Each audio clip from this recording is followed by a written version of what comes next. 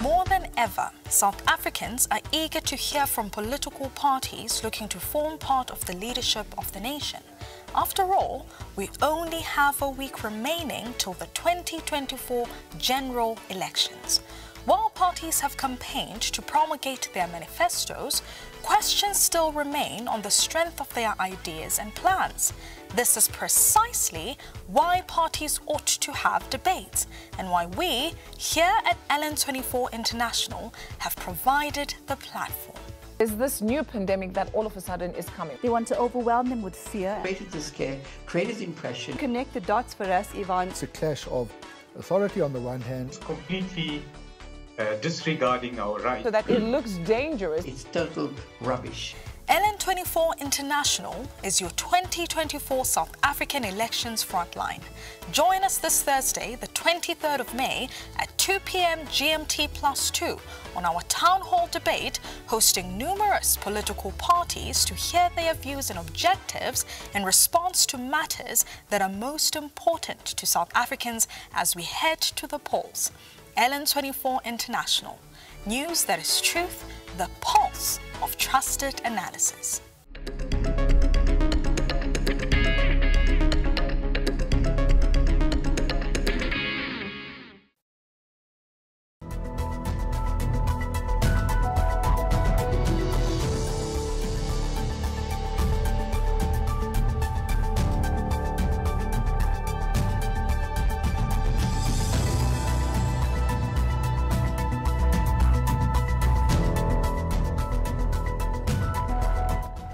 In an election, all right? So you're going to vote. Some people will say your vote is not going to matter. Well, it's an act of your faith. What if it matters? What if it happens to matter? So go and vote. What if it matters?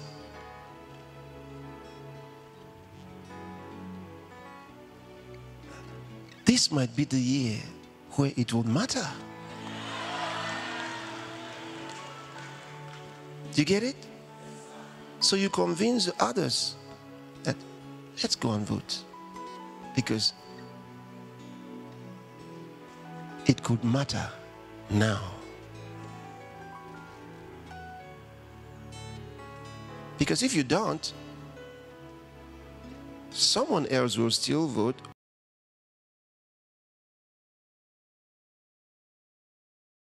We actually go through a town hall debate with political parties that are joining us right here in studio.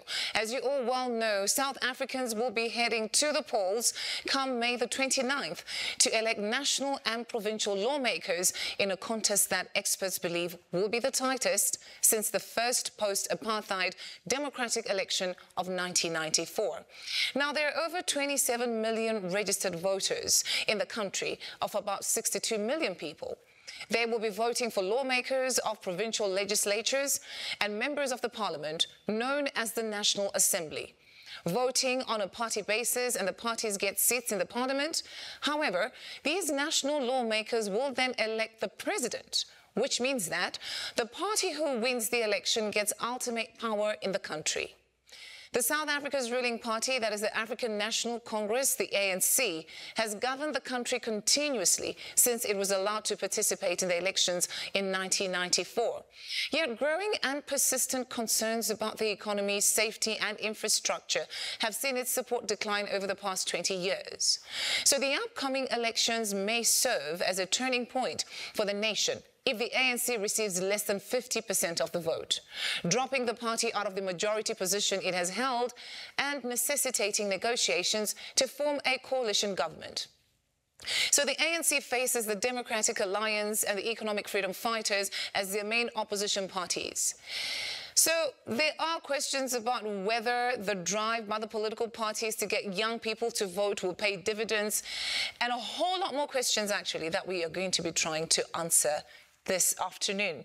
So the Electoral Commission of SA, that is the IEC's Youth Apathy Research Report, released that 82% of the South African youth were not interested in the elections, like literally at all. IEC statistics show that over 4.9 million people aged between 18 and 29 have registered to vote. Young people believe that these political parties should give young leaders a chance to lead. Otherwise, there is no need for them to vote. And I find that very interesting. But however, we have them in the studio joining me live, and also some on video call to discuss this upcoming South African elections and, of course, what their thoughts are and how they're actually going to handle them. So I'm going to introduce you to our panelists for this afternoon. Starting off, we have Mandla Mokoena, Africa's People's Convention, that is the APC. And we also are joined by Carl Niehaus, I should say Comrade Carl Niehaus, as you all well know him in South Africa, and he is with the Economic Freedom Fighters. And we are also joined, of course, we do have female representation in here. We have Colleen Makubele, President of SARA, that's South African Rainbow Alliance. And also joining us this afternoon, we have Norman Mohale, he is actually with Chiluva Provincial Coordinator, that is the Chiluva political party as well, that is presented in the elections. Now, we were expecting other political parties to join us, particularly the ANC. But I don't think they like us that much now. Should I say that? I don't know whether I should say that or not.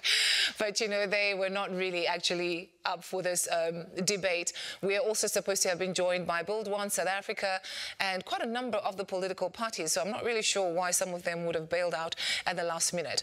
And also joining us on Zoom, we have Shabnam Palesa Mohammed. In her own words, she is an activist, journalist, lawyer and speaker. She is also the founder of the Transformative Health Justice.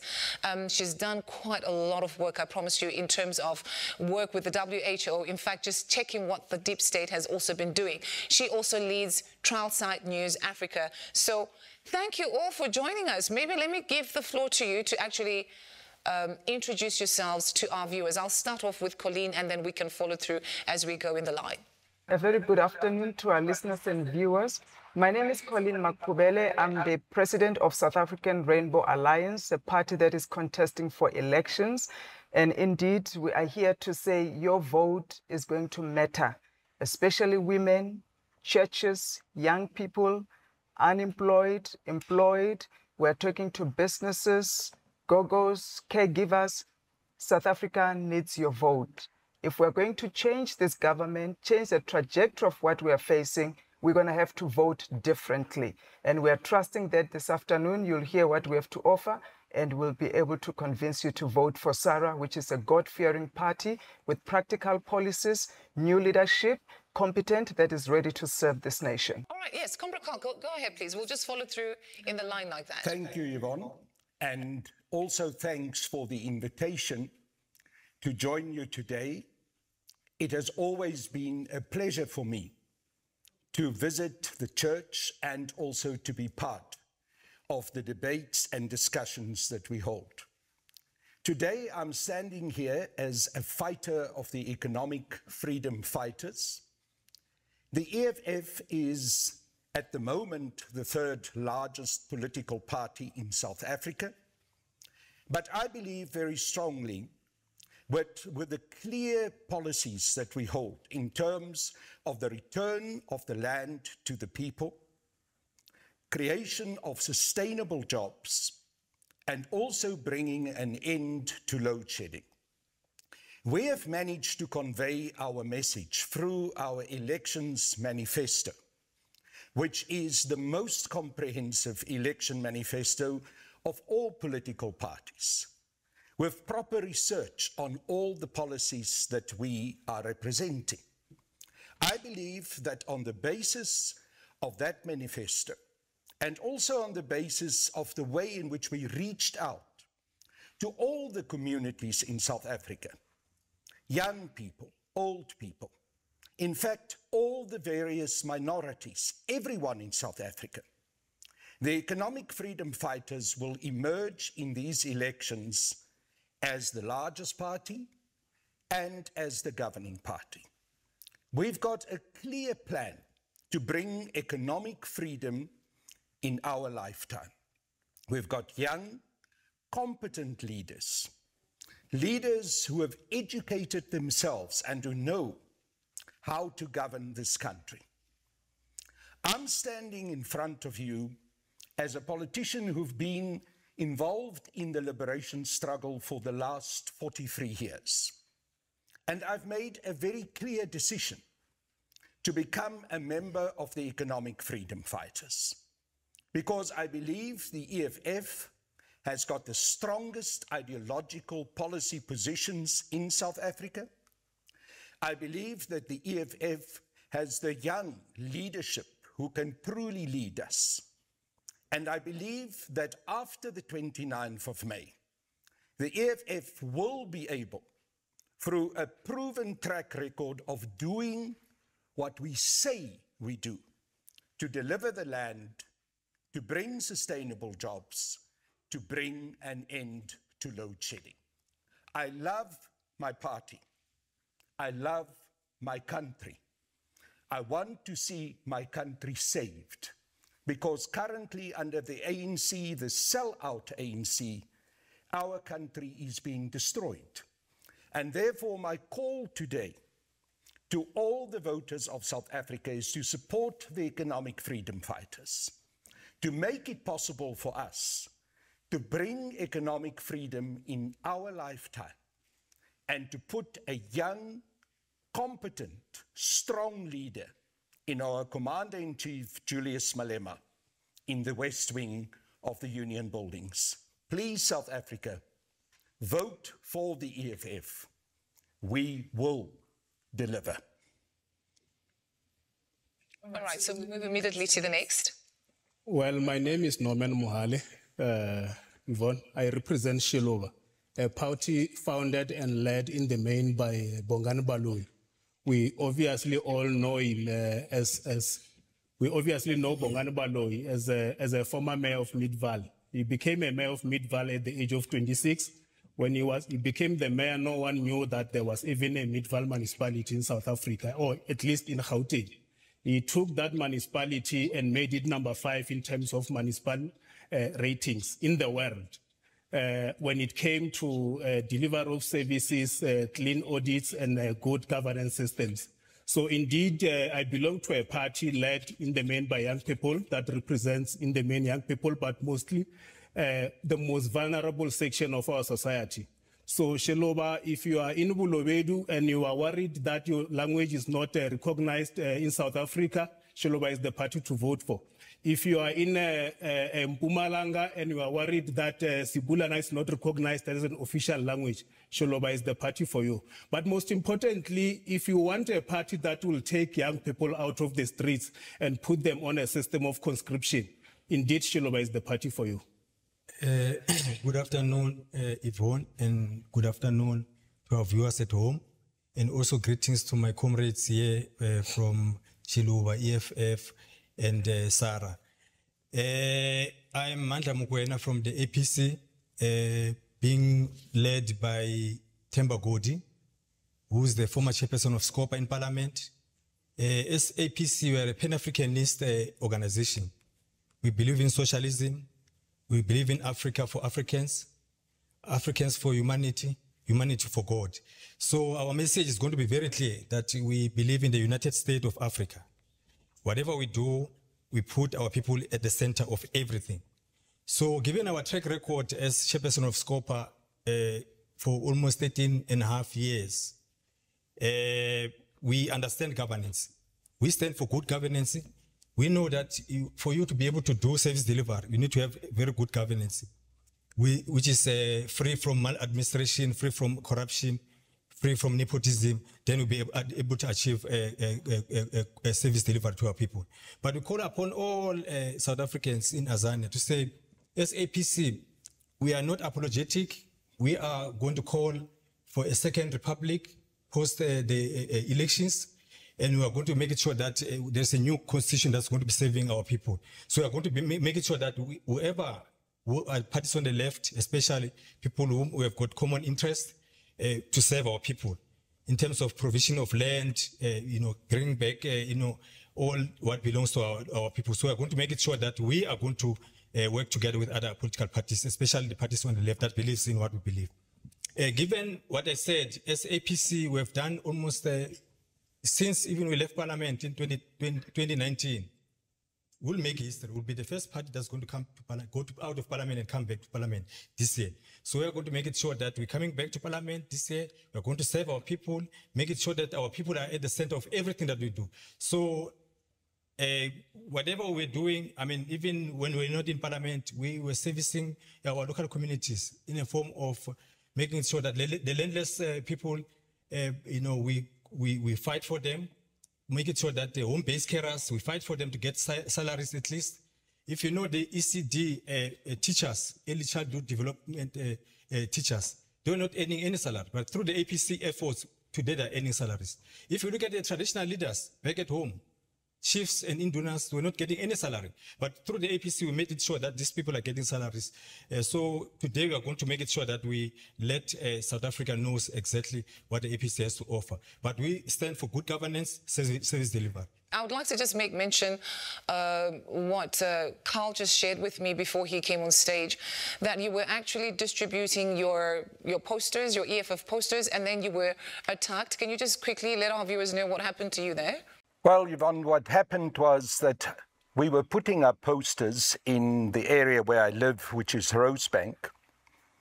And after we had put up the posters, I was walking back to my residence, and suddenly I was attacked by someone who was driven by a car right next to me. It was evidently not a robbery because nothing was stolen. So it's clear that it was a hate attack. It was an attack against the economic freedom fighters, unfortunately so.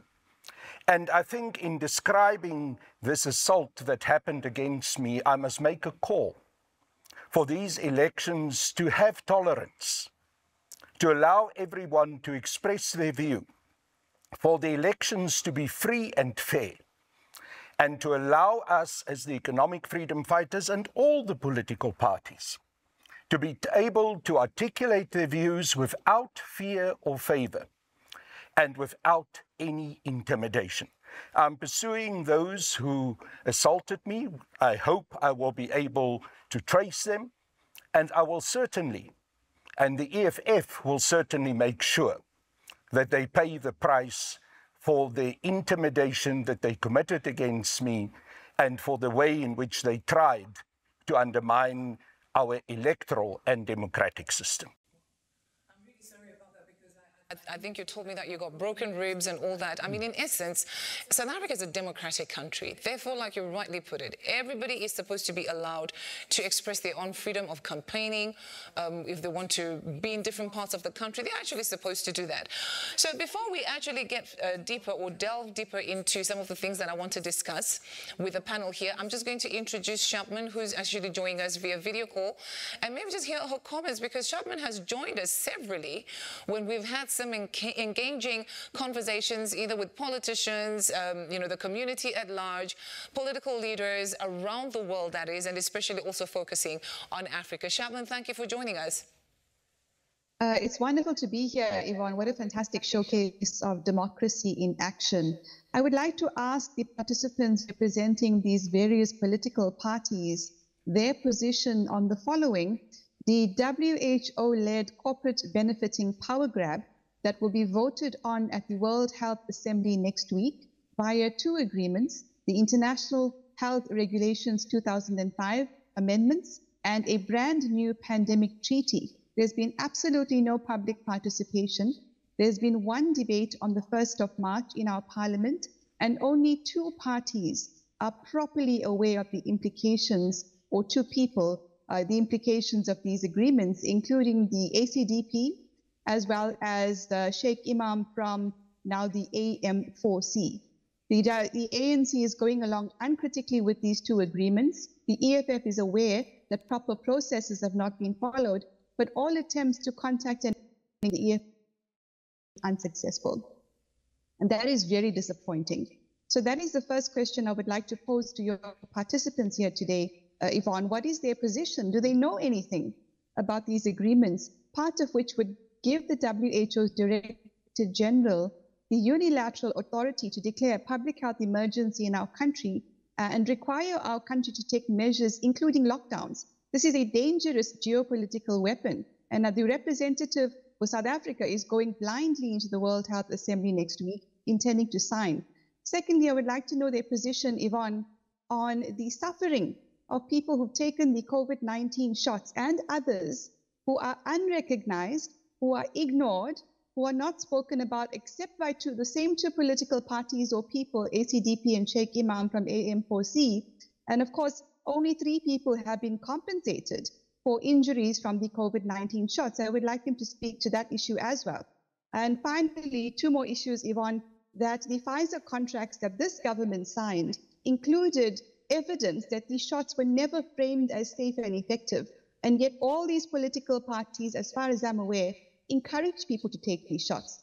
And one of the terms of agreement that Pfizer tried to sign with Latin American and African countries said that Pfizer wanted as security a country's embassies, military bases, and reserve banks, essentially a country's sovereignty. So when a country can't pay for this vaccine debt slavery, Pfizer would then have the authority to take those sovereign assets. That's issue number 3. And finally, their position on the lockdown. Which of these parties stood against the lockdown and all the measures that came with it, knowing full well the declaration of a state of emergency was a fundamental violation of the criteria of international human rights law? I'll leave it there for now. 4 issues. All right, great. Now, those are actually some of the main questions that I also had to ask today. You see, there's a push for the deep state agenda literally across the world. And one of the biggest questions I've posed to many political leaders, aspiring political leaders, is do the African leaders actually understand what either the World Health Organization is doing, the World Economic Forum is doing, or even the United Nations? I really would love to hear from you. As you are planning on going to be the leaders of this beautiful nation of South Africa, what is your take on these issues pertaining to the deep state agenda towards African countries? Maybe let me start with, in fact, let me just open the floor. Anyone who wants to start, but I want to hear from all of you what your thoughts are. Thank you very much for this question. We might not be aware exactly on the specific agreements. However, as the APC, I think we believe in that absolute power corrupt absolutely. If the West powers, they always impose, how we should live our lives, then it's one of the agenda that we definitely want to prioritize, so that Africa is protected out of this absoluteness superpower from the West. So whenever they implement any agreement, we must participate and agree on the terms. It can't be that whatever they create as an agreement that's supposed to make profits out of it is just getting imposed to our people. It's the same as the COVID that she was talking about, that, lack of compensation for those who suffered as a result of that. That was a process that, it was created as a state of emergency. There was no opportunity for people to say yes for this or no for this. It was just a push down to our people. So in that way, we as APC, we are saying, our sovereignty must be respected. That's the first thing. So whatever that has to do with our people, we must be part of that. It can't be that it's just imposed. That's what I can say. Thank you, Yvonne. We're certainly not represented yet in legislatures and the National Assembly. But what I can tell you as an official position of Shiloba is that we certainly don't trust WHO. And having them being granted that authority, absolute authority to declare world disasters, health disasters, is really extremely questionable. In fact, I'm shocked that there are certain parties that are aware of this and they are silent on this matter. It's quite shocking. World Health Organization has proven and demonstrated over the years that they have been captured or are controlled in the main by private capital. Private capital cannot be trusted with people's lives. It's unacceptable. That's on the first issue of WHO. On the issue of Pfizer, Yvonne, it's what we have learned during COVID-19 is that, private capital has found better ways to make money through multinational pharmaceuticals. Reality is they're a private company. They cannot be given access to a sovereign state's assets. That is unacceptable. We certainly don't agree with that. So on the question of the shots that were taken on lockdown, we were certainly not yet born, but if we were to make an official position currently, we will definitely be very suspicious of anything that is said to be protecting us from diseases, especially coming from these criminal pharmaceuticals. It is quite correct to say that we are aware of this particular position that is now being taken by the World Health Organization, and it is a matter of concern because the sovereignty of us as a South African nation is at stake. So the economic freedom fighters will, in due course, address this issue in more detail. At the moment, the important point that I need to make is that we've taken note with concern of these developments, and we will in due course respond to them in a proper way.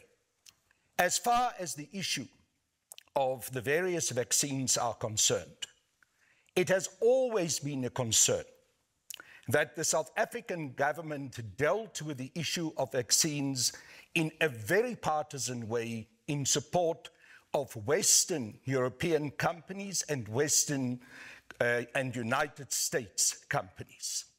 The problem there is that it seems that there were certain interests, including also people very close to President Cyril Ramaphosa, that wanted to see Pfizer and those particular vaccines to be promoted in South Africa.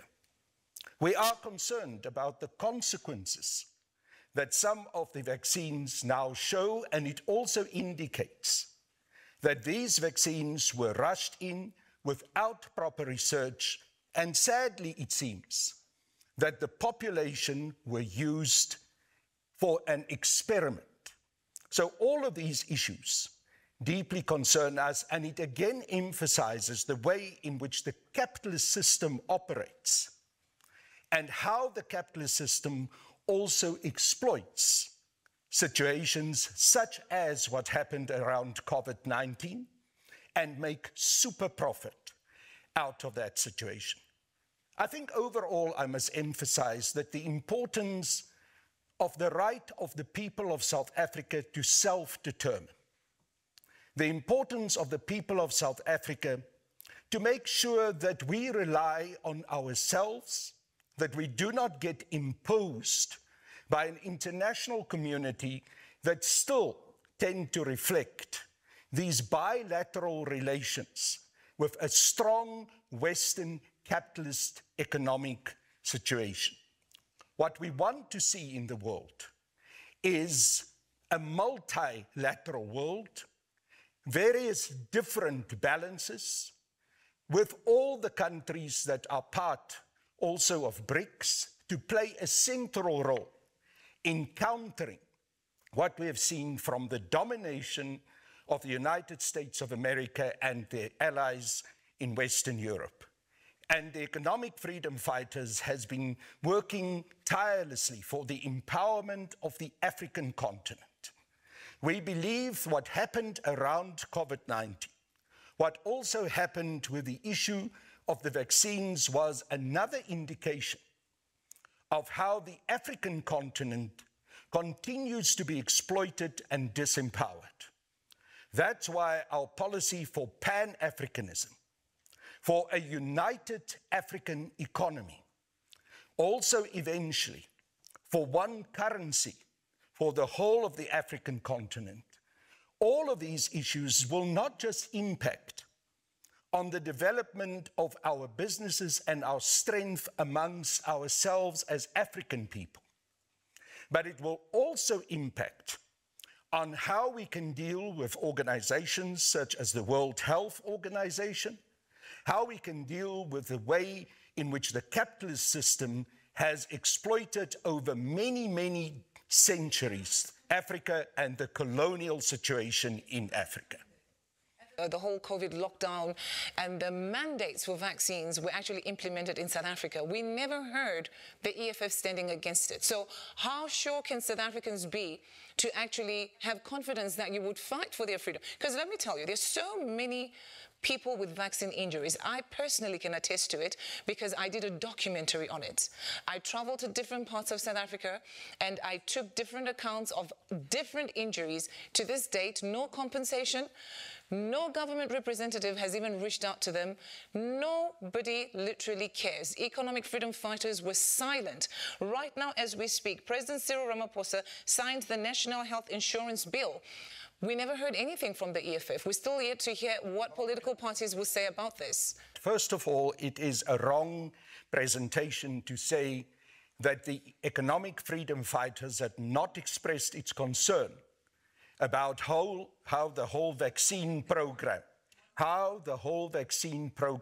had been run out. The EFF was not in government. The EFF was in opposition. It raised our concerns.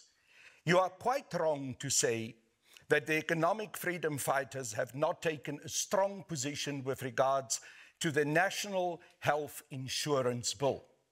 We have opposed that bill not because we're against public health and the provision of public health, but because we believe the bill as it stands at the moment is deeply flawed, that it is an outsourcing program to private capital, an empowerment once again of commercial interests, also some of those commercial interests, Discovery, etc., very close to the interest group and the area of influence of President Cyril Ramaphosa. And we issued a 3-page statement in which we made it very clear that we reject the NHA, not because we don't want to see proper public health care, but because public health care has to be taken care of by the government through insourcing, not through outsourcing, through dealing with the resources that we have in providing the correct treatment of our people, the upgrading of clinics, making sure that the people of South Africa get health care which is not going to empower and enrich the already very rich private healthcare system that exists in South Africa. So to say that the EFF did nothing about the NHI is not true. To say that the EFF did not express its concern about how the whole vaccine program was rolled out is also not correct. No political party in South Africa, except for the ACDP, if I must say, but especially the main opposing parties, no one stopped the mandatory vaccines in the country. So that is my point there. The mandatory vaccines were still rolled out. Now, even if we want to take a look at this NHI bill, I think this is detrimental to South Africa, but we'll get into that. Let me hear from Sarah what your stance is when it comes to this whole deep state agenda. We're talking about the World Health Economic Forum, the World Health Organization, pushing, their agenda, and no one really standing up against them. Thank you, Yvonne. I think we need to start with the fundamental problem that we have as a nation, which is lack of leadership, lack of moral clarity in our leadership. And that has to do with the democracy that we have has not been a legit democracy that can stand on its own, because if a democratic government cannot protect its citizens from external forces, which we are facing now, not just external forces as in our borders being porous and all of that, external forces as in the imposition of different systems and values and the threat to our nation, then we don't have leadership. We don't have the command and control that we need in the country. And mainly because we are one of the parties, really, that is a woman-owned and woman-led party that understands what it means for its children to be under threat in terms of health and education because of the imposition of World Health Organizations and UN. I'm going to give you an example. When you talk about the UN, all the bills that the president has signed on the 9th of May, all of those bills, 5 of them in particular, were impositions from the UN Whether you look at the hate crime, a bill that was signed that is going to gag the churches, that is going to gag anyone who has an opinion that is biblical based or a different opinion that opposes government is facing criminalization. Bella Bill, UN has imposed on that our children must be sexualized at school. We must teach our children how to have the transgender agenda, and all of those teenagers can have abortion from the age of 12 without parental consent. I don't know which mother, which father, which parent, which president will come and sign that into law. Third, you've got the NHI. One of the most detrimental bills in terms of wanting, it's the ideology of the ANC to want its citizens to be state-reliant. First it was on welfare SASSA, today it's NHI, tomorrow we're going into NSSF. It's a progression towards a socialist state. Then you've got the bill that was signed as well, the gender-neutral bill, where now even religious leaders will be forced to marry this single marriage, gay marriage or lesbian marriages, whether you like it or not. That was signed into law. This is the country that we are living in now. Therefore, the fifth bill is the sexual offense bill. Today, as we speak, brothels, what you call this, pimps, they are legal businesses in terms of our law. They can operate legally. Prostitution has been decriminalized. So if you look at it, all of these things are these secular Western values that we as South Africans who call ourselves 80% Christian country have failed to stand against them with our biblical values. We as Sarah, and I was the speaker of the city of Joburg, most of you would know me before we started Sarah.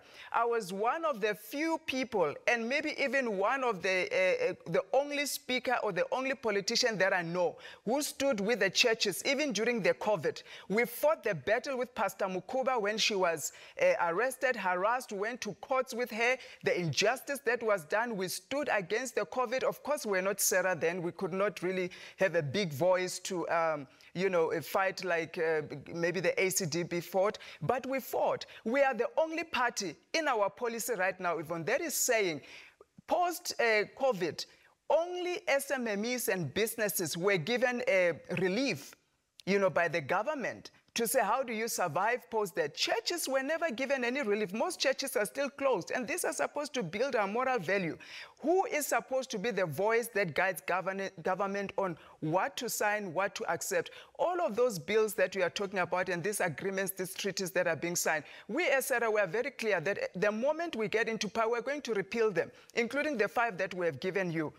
We are going to repeal them. We have written our statements that media, of course, does not pay attention to women-led and women-owned parties. Many statements we've written against the NHI. So our voices are not being heard the way we want them to be heard. But post-29 May, when we're in government, when we're in parliament, we'll be able to have a much bigger voice. But this we have fought vehemently. And we've even called on women, on churches, on different religious institutions to say, come with us. We went with some of them to oppose some of these bills that I'm talking to you about in the different public hearings, which, of course, as the speaker said, the public hearings are just for show. It's just consultation that means nothing. Once the agreements have been made with the president, they're going to sign them anyway because they've got the numbers. Lungile from Action SA, who's also joining us via video call. We were actually expecting you in studio, but all the same, thank you for joining us. What is your take on the question that was posed in studio with regards to, you know, the mandatory vaccines, the lockdowns, the deep state agenda on South Africa? Apologies that we could not make it to be in the studio. I think it's firstly, South Africa is a secular state. I was trying to follow some of the remarks by Ms. Makubele, but I couldn't follow exactly where the direction of her remarks were going with regards to South Africa and the church and the role of religion broadly. But yeah, but in terms of the question that was posed in the studio, I think we also have to be cognizant of what our national interests are and what our needs are as well as a country. I mean, we can't be party to international treaties that will be fundamentally geared towards achieving what are some of our national objectives are and what are some of our interests are. If the World Health Organization has got some form of assistance that they can lend to us in enhancing some of our health objectives, and there's nothing wrong in increasing that collaboration or enhancement of those collaborations with international organizations like that. Similarly as well with the World Economic Forum, there are some things that we can learn from institutions like that. Some of the research that is coming out, what are some of the international trends that are coming out that we ought to take cognizance of as a country and see how we can merge or align them with what our national interest is. Yeah, so I also have to mention that in terms of how issues around vaccine mandates were handled, for instance, and how the lockdowns were handled, there is a bit of problem there in how some of those were pursued, especially if you look at some of the lockdown levels that were introduced and what were some of the things that could be done and couldn't be done on certain levels of lockdown alerts. Also, in terms of the concentration of power, where the Disarmament Act is concerned within the Minister of Cooperative Governance and Traditional Affairs, I think that also is something that has to be looked into in how we can decentralize some of that power and empower institutions like the National Institute of Communicable Diseases, for instance, to see how they can be the overarching command center, so to speak, that can assist us in combating some of these pandemics in a much more health-centric way and in a less politically charged way in responding to some of these problems. But yeah, I think in essence, our conversation is not, or the question is phrased just a little bit wrongly in terms of these institutions having, I don't know, an influence or dictating what are some of our laws and stuff and some of our agendas as a country. I think that is something that is fundamentally flawed in how we think or approach some of these institutions. We're not even forced, for example, to enact some of the stuff that we are enacting. It's because there's a recognition of what it is that aligns with our national interest. So I do think that we need to be mindful of that as well, that we're not forced. Nobody's holding the barrel of the gun against us to say that you have to participate in some of these things, you have to recognize some of these things. It's also born out of the fact that we have a constitution that has to be obeyed as well, that we are not too restrictive as well for certain interest groups or certain minority rights, that we have to recognize everybody that is living within our society. I will pause there from my end. Thank you. Okay, Wallace, now before I proceed, I would like to play this video from Mpangazitha when he was talking about the NHI bill. And he says this is aiming to lure the voters' hearts. Have a listen to this. After E29 Zagame, after ANC Lomteto Uti, you can go to any hospital of your choice.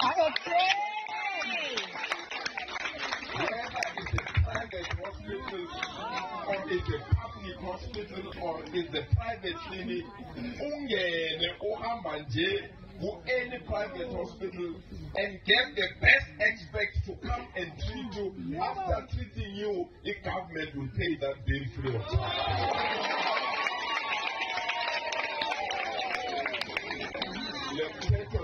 This is a national health insurance, NHI.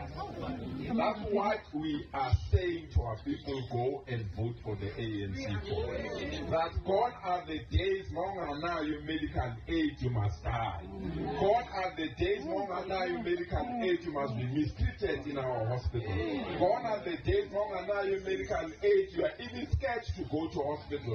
We are saying after the 29th, that's the end. We'll have one medical aid for everyone, whether Yes, please. I actually want to hear from you.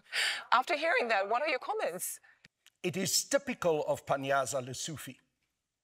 You can see how this NHI bill is being used and abused for them to try and get votes, not to care about the people of South Africa, because the current legislation on the NHI will not provide the national health care that the people of South Africa require.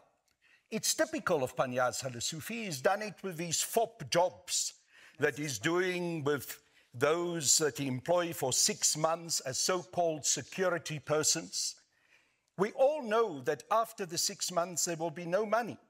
So jobs are created that are insecure, that create false expectations amongst our people. And what he presented in that town hall meeting was a cynical misrepresentation of what the people of South Africa can hope for. And let me state categorically, we in the economic freedom fighters do want to see national health care. We unashamedly a Marxist, Faninist, socialist party.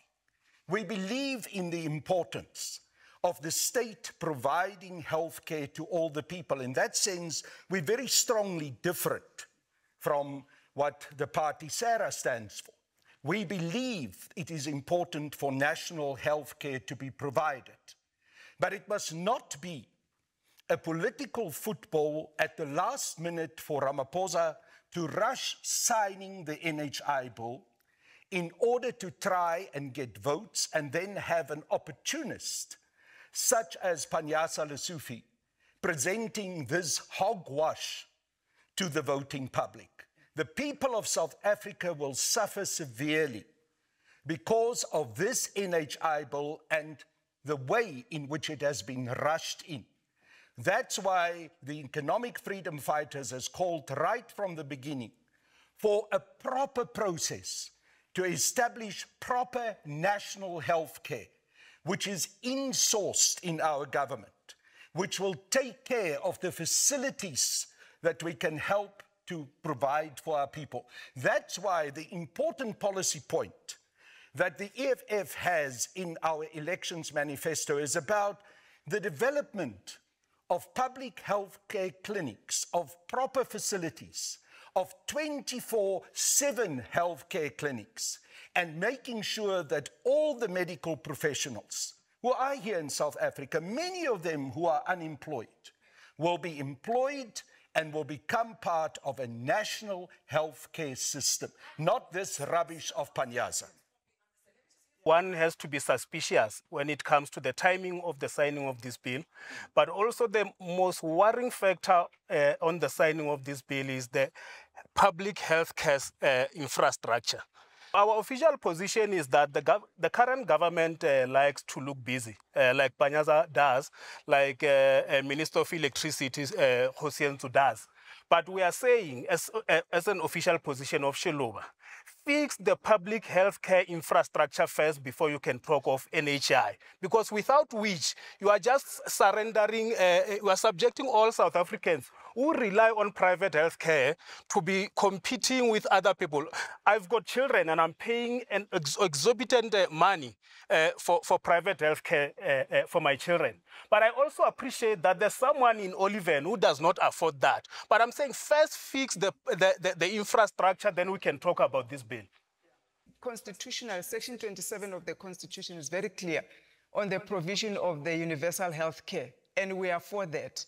This government, at this stage, we spend 4.1% of our GDP on health care, which is about almost 480 billion or so. That goes to the health industry every year. We've got almost 4,000 health facilities, public health facilities, whether it's clinics or hospitals, that are dilapidated, that are not working, that do not comply to the health standards, whether it's hygiene or maintenance. Now, I want to give an example of what they are saying about NHI, which we are not fundamentally different from you. It's how we are going to phrase it. What they are saying, this is a practical example. We are failing right now to provide public transport to our people. We see our people queue every day, whether it's raining or shining, at the taxis, at the taxi rank, cashiers, security guards, everybody wants to go home. When we leave here, we'll see them queuing there. We fail to provide buses, schedule them and have them run, and proper roads for them to run. Now, what we are saying is that because we have failed there, let everybody who's got a car, who's got a private transportation, we're going to migrate these people, they're going to drive with you now. If you want to have a private car, you're going to have to pay more taxes or pay extra. That's what NHI is. You are not fixing the problem because those hospitals that are not compliant, according to the NHI bill, they will not be eligible to benefit from the NHI. It means all of those people must go to net care, must go to everywhere else where it's private hospital. We have not solved the problem. We've got all the budget, all the money. You know why we can't fix them? Because 180 billion every year goes to contingency liability, malpractice, botched operations, things that have gone wrong in hospital. 80 billion rand, it's there. Ramaphosa did some commission. It goes to corruption. So almost half of that budget, we can't account for it. That's why we are not able to fix it. We've got incompetent people, nurses and people without matrics and clerks running hospitals. We have everything that it takes to provide universal health care without destroying the private sector, without destroying the businesses that rely on that. And that's what we are strongly against. We want the people of South Africa to have a choice.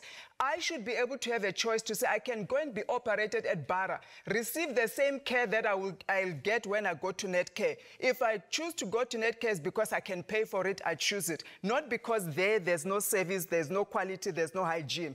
Just like education, I should be able to say to my child, you can go to Zenzeleni Primary School, you'll get the same quality of education, the same teacher's attention, just like you'll get at Crawford. But what happens? We mess up Zenzeleni, we don't do anything, they're in pit toilets, there's no infrastructure, they're studying under the mud infrastructure, then we're all running to private sector. And now they want to do what? Nationalize healthcare, nationalize schools, nationalize retirement fund. We can't nationalize everything because of our incompetence.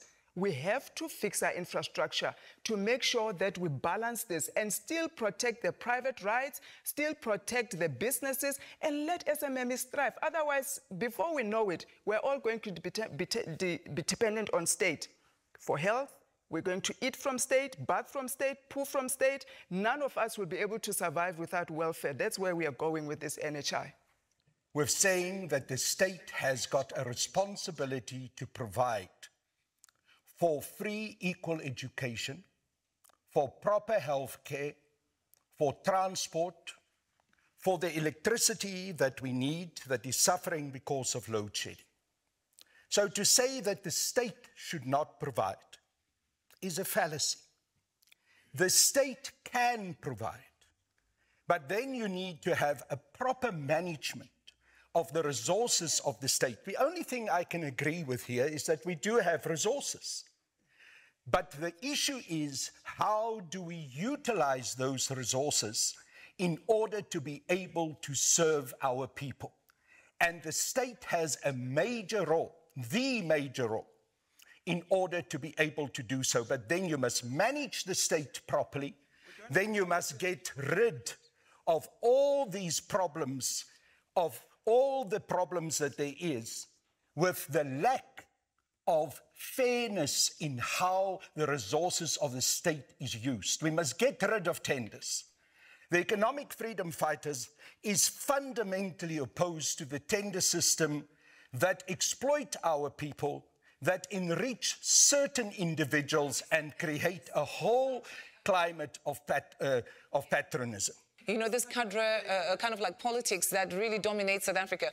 Is it a system that if it is actually, structured in a way that it benefits everybody, anybody who can provide the service, can fairly apply, should be allowed, or should it be completely scrapped out? What are you saying? You should go and read, Yvonne, our elections manifesto, where we say very clearly that people should be employed in positions, in managerial positions of the state, on the basis of competence, not on the basis of their political association, not on the basis of them having friends and all kinds of patronage. So yes, the state can function very well on the basis of the deployment of competent people who have got the skills in order to address the problem. We believe that the whole issue around load shedding can be addressed within a national government-controlled electricity provision such as ESCOM, as long as we provide proper management to all the people. And those managers must be appointed on the basis of their skill, of their ability to run these institutions properly. Okay. Norman, you can go ahead with your comment. Yeah. All that we are saying is that the South African public healthcare system is almost at the collapse, on the brink of collapse. And we need an intervention, urgently so. And we're saying NHI, at the center of the problem there is the infrastructure. Fix the infrastructure and then you can implement NHI. That's all that we are saying. But you can't come and say, because currently the administration is incapable, as a result, we're making policy and law on the basis of that. I think that is a wrong departure point. We do not have a capable state, whether we want to admit it or not. We do not have a capable state. We do not have people that have the right competence in the right position. And hence, as SARA, we call for denationalization of all the 700 state-owned entities, including the ESCOM that you're talking about. You cannot nationalize when you don't have the competency. What are you nationalizing healthcare for? When you have not made and fixed what you have right now, currently, you are servicing 16 million people. You are unable to do it. You want to then nationalize it and service 60 million people. Government must be a department that schedule your operation, buy your Panado, make sure that schedule your bed. We're not going to just have infrastructure that is decaying and we moan Barras, we moan all the hospitals, Salot Makekes. We're going to be moaning dead bodies on the floor in South Africa. Only those, like every African country now, those that have money to go overseas to go and do procedures will travel overseas to go and procedures. We differ with that. The reason with post office is not working, it's a national entity. It's closing down now. It's shut down. It's a white elephant. PRASA, it's a national entity, closing down. Load sheddings run by government. Denel run by government. I can go on and on. Denationalization of all state, bring private partners, SMMEs, competence and skills to be able to run this proper stuff. But government needs help. It needs private sector. We need to work in partnership. If I was the chairperson of post office, if we had denationalized post office and partnered, Take a Lot and DHL would not have thrived the way they are without the benefit of government. There were proposals, partnerships like this, where they said, we don't retrench. We share with you revenue. We grow together. We need your infrastructure to do our warehouses as we do online businesses. We're going to work with SMMEs, grow jobs. Beautiful. Hundreds and hundreds and thousands of jobs are going to be done. What did the government say? No. Where are we now? Closed, retrenched almost 100,000 people. Those things are white elephant. SMMEs are closing down. Nothing is happening. Until a time where we have a state that is capable of delivering you electricity, water, roads that work, hospitals that work, we need private sector to come and help us. You see, this is quite shocking, Yvonne. You can't have politicians that wants to go and serve the people and are saying at the center of your solution is the private sector. It can't be. We do appreciate the fact that our government is unfunctional. We appreciate that. But we are saying there's many capable South Africans and Africans in particular that can be able to be put in those positions and we create a functional state. That's why as Shiloba, we strongly believe in meritocracy. Yvonne, we say the best amongst us must be put into positions of authority so that we can be able to have a functional state. Private sector in the main is driven by profit, nothing else. We've seen it during the COVID-19. We've seen it many different ways. Your government is running on borrowed money from private sector. Your government is running on borrowed money from World Bank. Let me tell you, no, you are, but don't be a hypocrite to say you can't run to private. You are running to private sector now. 4 trillion rand in debt that you can't even pay. I really have to come in no, Yvonne. The problem that we're faced with is a party such as SARA that doesn't have confidence in South Africans. That doesn't have confidence in the people of South Africa that they can be deployed by this government and will be effective managers making the government and its institutions work.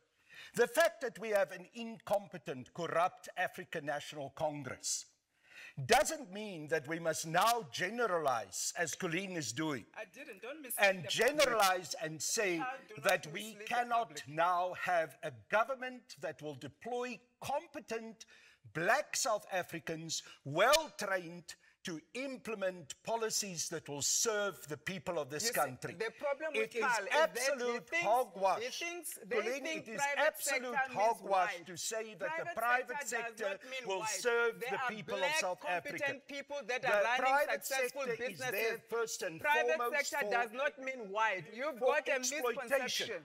And I think you need to change that. The private sector does not mean white. It's black people are there. It is not there there's to nothing serve wrong with the profit. people There's of this nothing country. wrong with profit. Go ahead, please. Go ahead. Proper services. That is a fact. Only from the state that is not based on the basis of commercialization, private sector, optimizing of profits and exploitation of our people. Sarah wants to introduce to us as a political party the optimization of profit and exploitation, and they present to us black, that is the answer for the problems of South Africa. We've got competent that black is not businesses, true. Carl, that can And do you the say job. to us You that it think is white not people are the only to have private black sector. managers that Private are sector competent, is not white. employed by Private the sector government is to be able. Let me hear from APC for a bit. Let me hear what APC has to say. We definitely want to run a capable state that's free from corruption, maladministration, because we've noted and seen in the past that even currently with the NHI, the problem is not about policies and bills and other things. The problem is always the implementation. Because those policies and bills, if they're not correctly implemented to cover majority of our African people, then we have a problem. You cannot have a situation where we have got access to health services or healthcare on a basis of privilege because people can afford. So it should be like an open, especially some of us coming from the rural area, we're experiencing this type of situation where we've got a clinic that only operates for 2 hours. So the rest of the 22 hours, what's happening? If there's a need for help, the clinic is closed. There's no people that are going to be servicing there, but we've got unemployed nurses, unemployed doctors that are sitting at home. So to do the balance of that, we need to have competent people that are running the departments to implement policies that are being set anywhere and everywhere, including the NHI. That's what we can say from the APC. Action SA also wanted to speak. They're online. Let me hear from Action SA and then Shabman as well. Thank you very much, Yvonne, for recognizing my hand. It's quite funny listening to Carl Niehaus talk about the EFF's position to eradicate tenders when their founding president was very much in support of them when he was in the African National Congress Youth League. So much so that there's an entire public protector report on how his involvement with his shell company, On Point Engineering, that almost bankrupt an entire provincial administration of Limpopo. But to go back to the question of the NHI, as I can say, our position is that the NHI is the wrong vehicle in terms of achieving universal access to healthcare. We think that in its current form, you need to scrap it. You need to go back to grassroots and relook at some of the policy proposals that are being put forward. There is a difference between a national health insurance and a nationalized healthcare system. And what we have here is not a nationalized healthcare system, or at the very least, the proposal is not proposing nationalizing the healthcare system. It's still very much two-tiered. There will still be a public healthcare system and a private healthcare system. So we need to distinguish there the difference between a national health insurance and a nationalized healthcare system. Also, what seems to be missing from this conversation is that, or in general in the public, is that there were 20 pilot programs that were introduced by the government to trial this NHI system over a couple of years and in multiple jurisdictions across the country in different provinces. And not a single one of them succeeded because government also failed to pay the very same healthcare professionals that they were acquiring the same services that they want now to be afforded to the broader South African public. So what we're saying is that you can't then look at those results and think to yourself that we can apply this program at a 300-400 billion rand scale across the country when it failed fundamentally, at a very grassroots level with primary health care. So what more now when you have to roll out this entire program across the whole country? You are looking at yourself, staring at the barrel of failure.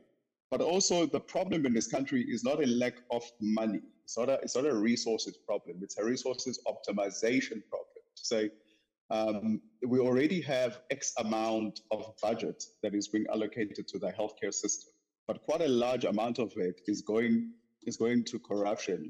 It's being lost throughout the system. There are leakages in the system that we are not tightening up to ensure that there is effective administration being delivered to the people.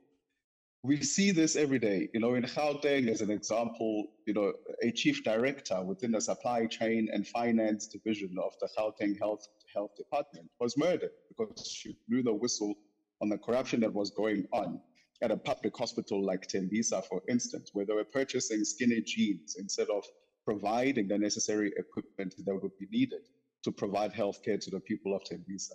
So there is absolutely no confidence in in this system ever being successful. There is a need for universal coverage, universal access to healthcare. If I make another example, I think in the province of KwaZulu-Natal in KZN, there's not a single functional oncology division or department within public hospitals. Yet we keep telling ourselves that with an NHI type of system, we should be able to access all of the service, when fundamentally we are not even addressing some of the inefficiencies within the system already. So from our position as Action SA, we reject the NHI bill as it currently stands. We do not think that it will achieve the intended objectives. We think that it will still facilitate the inequality that exists in facilitating health provision to healthcare. So we need to go back to the drawing table, and we need to map out and plan accordingly as to how exactly are we going to achieve this, and whether is the vehicle, the NHI, the appropriate one, or do we even want a two-tiered system to be in place, or do we want a single system that is efficient for everyone, that is effectively and efficiently ran by competent technocrats? That all these pilot projects had been carried out on the back of a current infrastructure that is inadequate and is failing. That's why the economic freedom fighters in our press statement says, first fix as a government the health infrastructure. I absolutely agree with you. And then make sure that you implement a national healthcare system that insources all the resources and also the skills in order to provide national health care. Don't outsource. I want to give you an example. I went to Mukhwashe last week on Wednesday to see the medical facilities there, the medical clinic at Mukhwashe.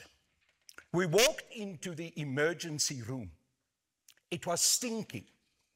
There was congealed blood on the floor, probably from weeks of no cleaning. There were open, exposed, used needles, pieces of gauze with blood on it. We then went as the EFF and bought the necessary cleaning materials and started cleaning that facility. What happens? The MEC for Health in the Northwest rushes the police to that facility and says he's going to stop us from cleaning that facility. That's what you have. An ANC government that is incompetent, that has run our national health care into the ground and wants to prevent it from being fixed. Why? Because the tender system enriches them and their friends. Remove the tender system, fix the infrastructure for national health care, employ competent people, bring the unemployed doctors and other medical people who are available in to do the job, and the National Health Care Initiative will succeed. Don't privatize it. Privatization is not there for service. It is there for profit. It is there for exploitation. Okay, Norman, you want to say something quickly? At the center of our problems, one is the constitution. That's why you will have people that will threaten that after the elected representatives of the people have taken a decision, they threaten to go to court because that escape is available to them. That's why, as Shiloba, we are saying we need to move away from this constitutional democracy and go to parliamentary sovereignty. Judges are not elected. The only credible expression of the will of the people is the National Assembly. So this thing of parties running to court and all, at the center of it is that problem. But the second issue is that South African government is extremely fragmented. You have the national government with unnecessary deputy ministers.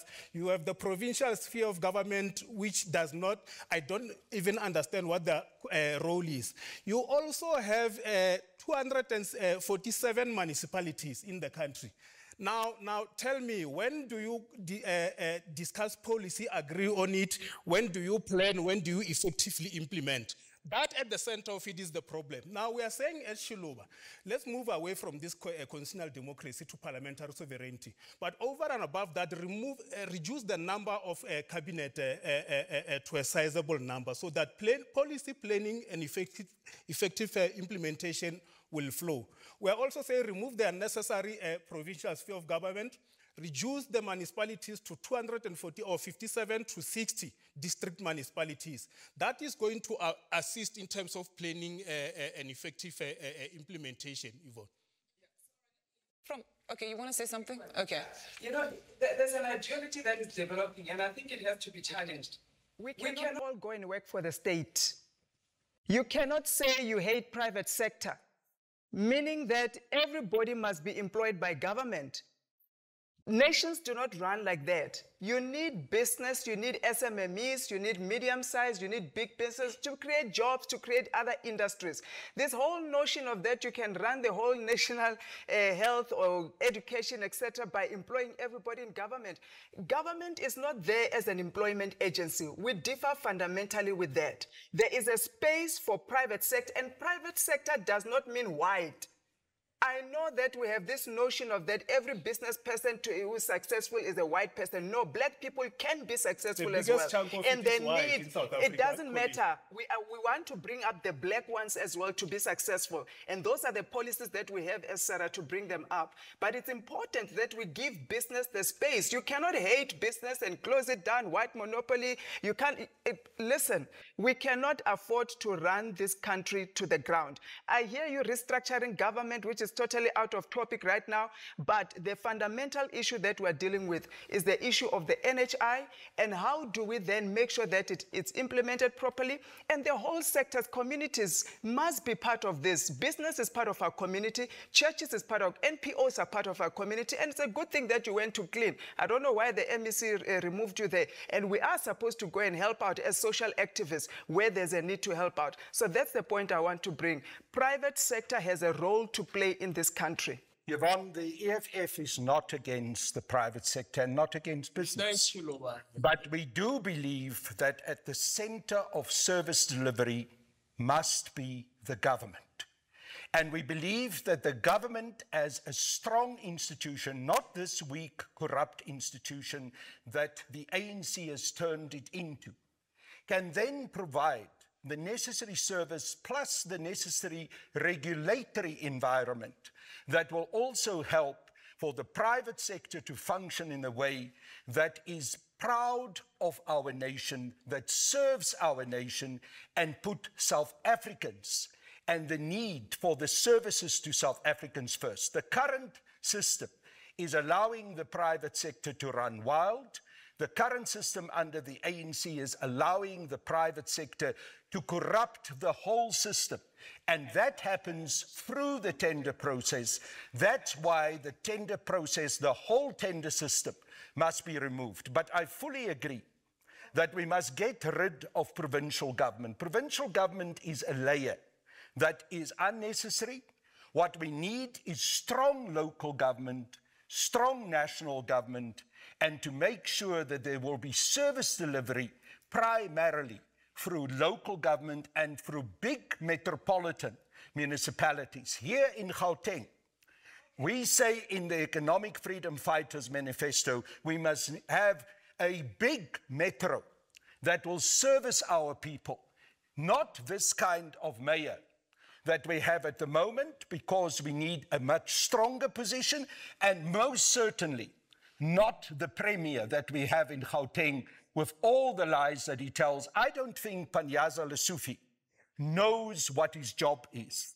They just enjoy the money. They do not deliver services. Okay, let me hear from Shabman. She's been raising her hand since. She also wants to come in there with her contribution. Go ahead, please. Thank you, Yvonne. I wonder how many of these political parties and others have demanded the constitutionally enshrined provision of public participation, whether it comes to the NHI or any other bill or matter or decision concerning the rights of the people.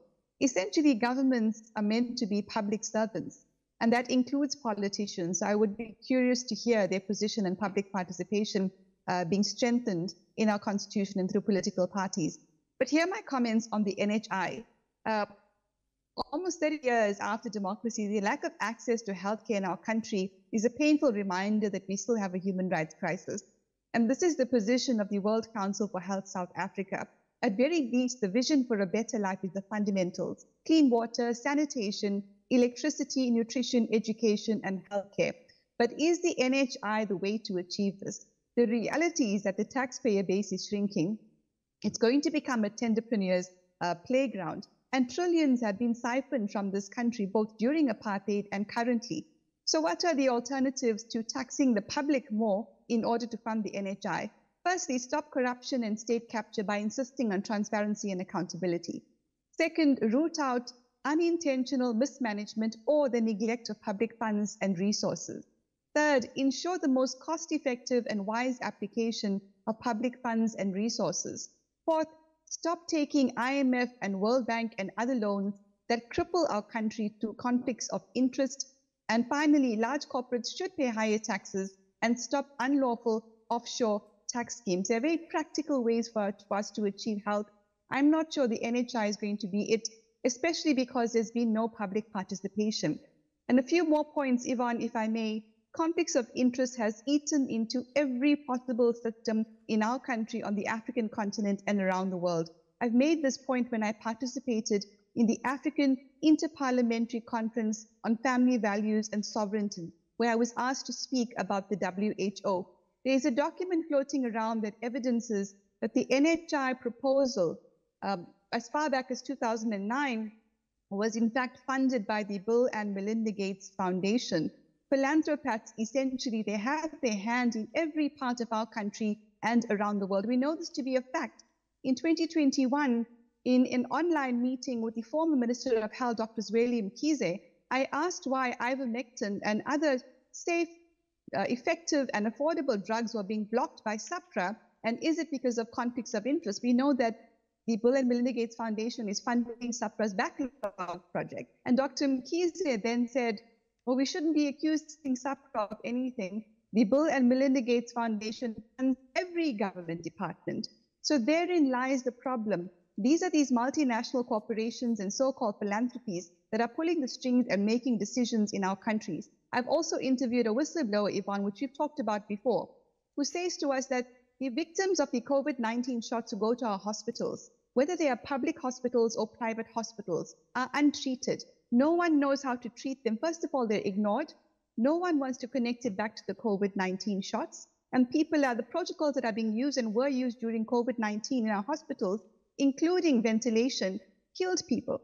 And so we're looking at a situation where our economy, if 1 in 4 people is injured, disabled, or dead from the COVID-19 shot, we're looking at a loss of 123 billion per month on average. How then are we going to manage an NHI system when there's been absolutely no public participation?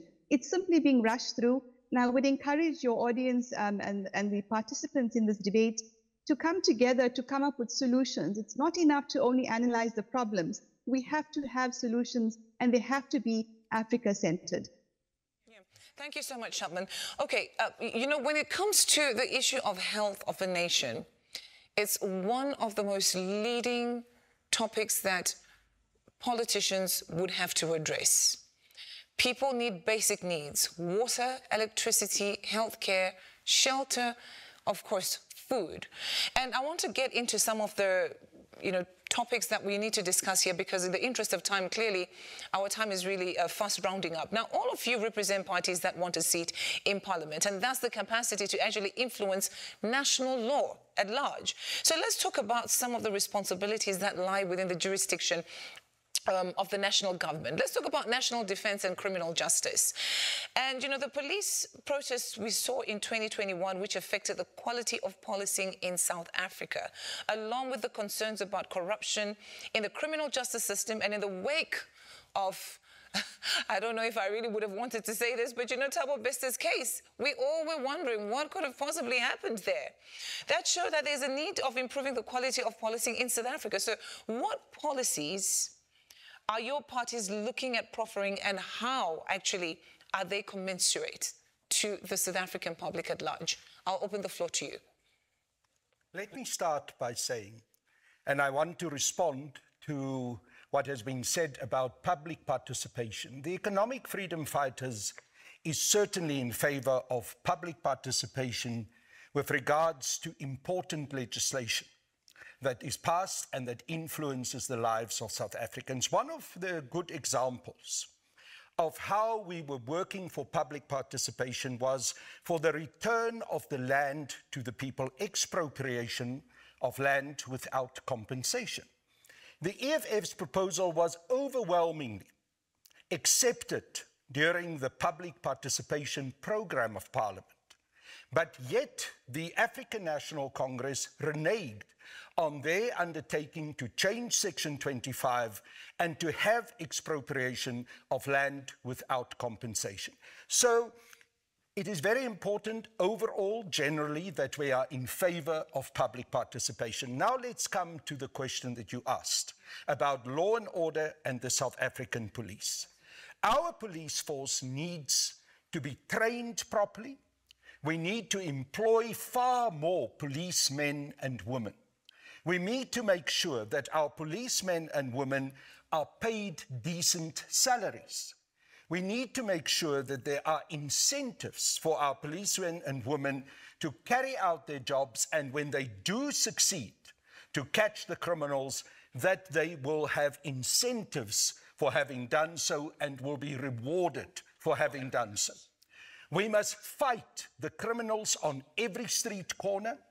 If there is a policeman or policewoman who's under attack from criminals, as our Commander-in-Chief so often says, they must be sent to meet their maker. There can be no relentless and moving back from taking strong action in terms of implementing the law in this country.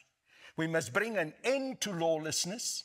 We must increase the professional presence of the police throughout South Africa.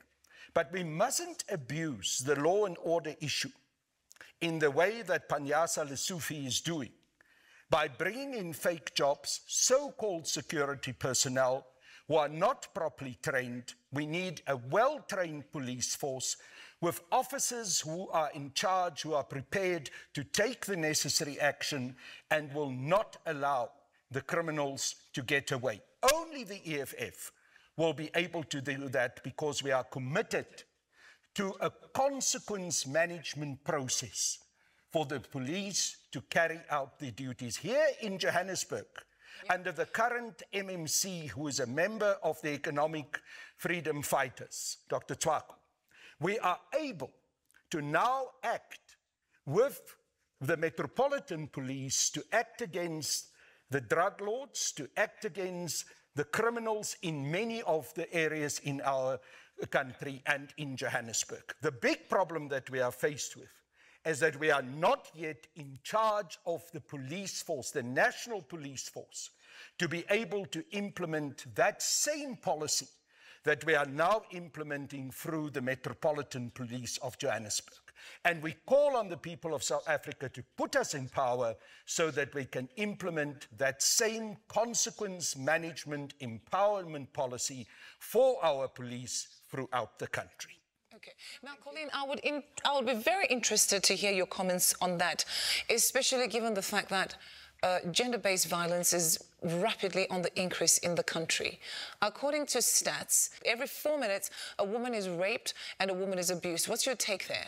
Thank you. And in fact, that is going to be my answer. But if I can, public participation, active citizenry is something that we hold dear. As a Speaker of the City of Johannesburg, we have learned the importance of having citizens have a voice and a say in how we run government, policies that we put in place. Hence now you find an outcry against Bella Bill, NHI, hate crime bills that have been signed because there was no public participation. In terms of the second question that the lady asked, oversight, accountability. Yvonne, when you look at what is happening now with the many parties, it's part of our multi-party democracy. That's the only way that we're going to get accountability right in this country. We failed on accountability and oversight because you cannot have a player and a referee. ANC cannot be the government that even overlooks itself. It doesn't work. That's where we differ slightly around the parliamentary authority and the judiciary. Parliamentary authority and judiciary, only if we've got a multi-party democracy, you can then come and implement to say Parliament has an autonomy. Once they make a decision, cannot be challenged in court. At this stage, we cannot give all the power, absolute power, to the ANC one-party government. It will not work out. We need a watchdog that we can run to come and assist us to make sure that there's accountability and people that are corrupt are arrested and they are held to account. Now, on policing, our key stance, our policy in SERA is that we must decentralize policing. Let's take it away from national. Provinces must be able to determine their own policing according to the crime, the stats, and all their customized environment that they're dealing with. Right now, we've got one minister of police who is now captured by syndicates and criminals, allegedly so. And therefore, he cannot even act against the known criminals that should be acted upon. High-profile cases, we can't even track, trace, pursue, forensic audit. The policing has collapsed. I agree with my colleague here from EFF on paying them well, increasing a police force. I'm not going to repeat it. I agree with what he said, except we want it to be decentralized to provinces, communities, and locals have more say on how they police. They know the criminals, the gangs. Different provinces and environments have different high-rate crimes. GBV, our key policy, policy that we want to push is around the GBV. Women and girls cannot continue to be statistics. We, as SARA, have said we want to give access to gun licenses to women and girls. With what they have signed now, that pimps and brothels can be legalized as businesses. Already we've got vulnerable women that are being raped every day, girls that are being sexualized and harassed, etc. It's out of control in this nation. Gun licenses to protect themselves. 40% of the women that work, in fact, the whole industry, service industry is made up of 40%. Cashiers, waitresses, service stations, gas stations, whether it's security guards, it's mainly women. They have to walk home at night alone when you and I are at home watching TV with our families. Around 2 a.m. when you finish jolling and having a good time in restaurant, they must catch taxis and go home and be alone at night. Those are the most vulnerable that are being raped, that are being harassed, that are being robbed. They are going to have access to gun licenses to be able to protect themselves, but mainly to deter. Because once criminals know that women now have all this access to protection, they will be deterred from attacking because they'll never know who's going to have it. Yeah. Access to gun licenses, yes. Were they not... Did they not have access before? They don't, because most of them do not even know. And we've done a survey, we've spoken to them. Most of them did not even know that they can go and access a gun license. It's mainly white women, white girls that have access to gun license because it's also costly. So we are giving it for free. Information on it, they they're not don't have. educated And also it's expensive. Any girl that feels vulnerable, we're going to provide that for free, get gun licenses, be assisted to get guns to protect themselves. And we know that with guns, it's governed by law. The people that have gun license have been trained. They don't shoot willy-nilly. The gun violences that you see and the crimes that you see involving guns are illegal guns. Those that have been licensed, have been trained, you would know who own guns. That you don't, you know how to use it.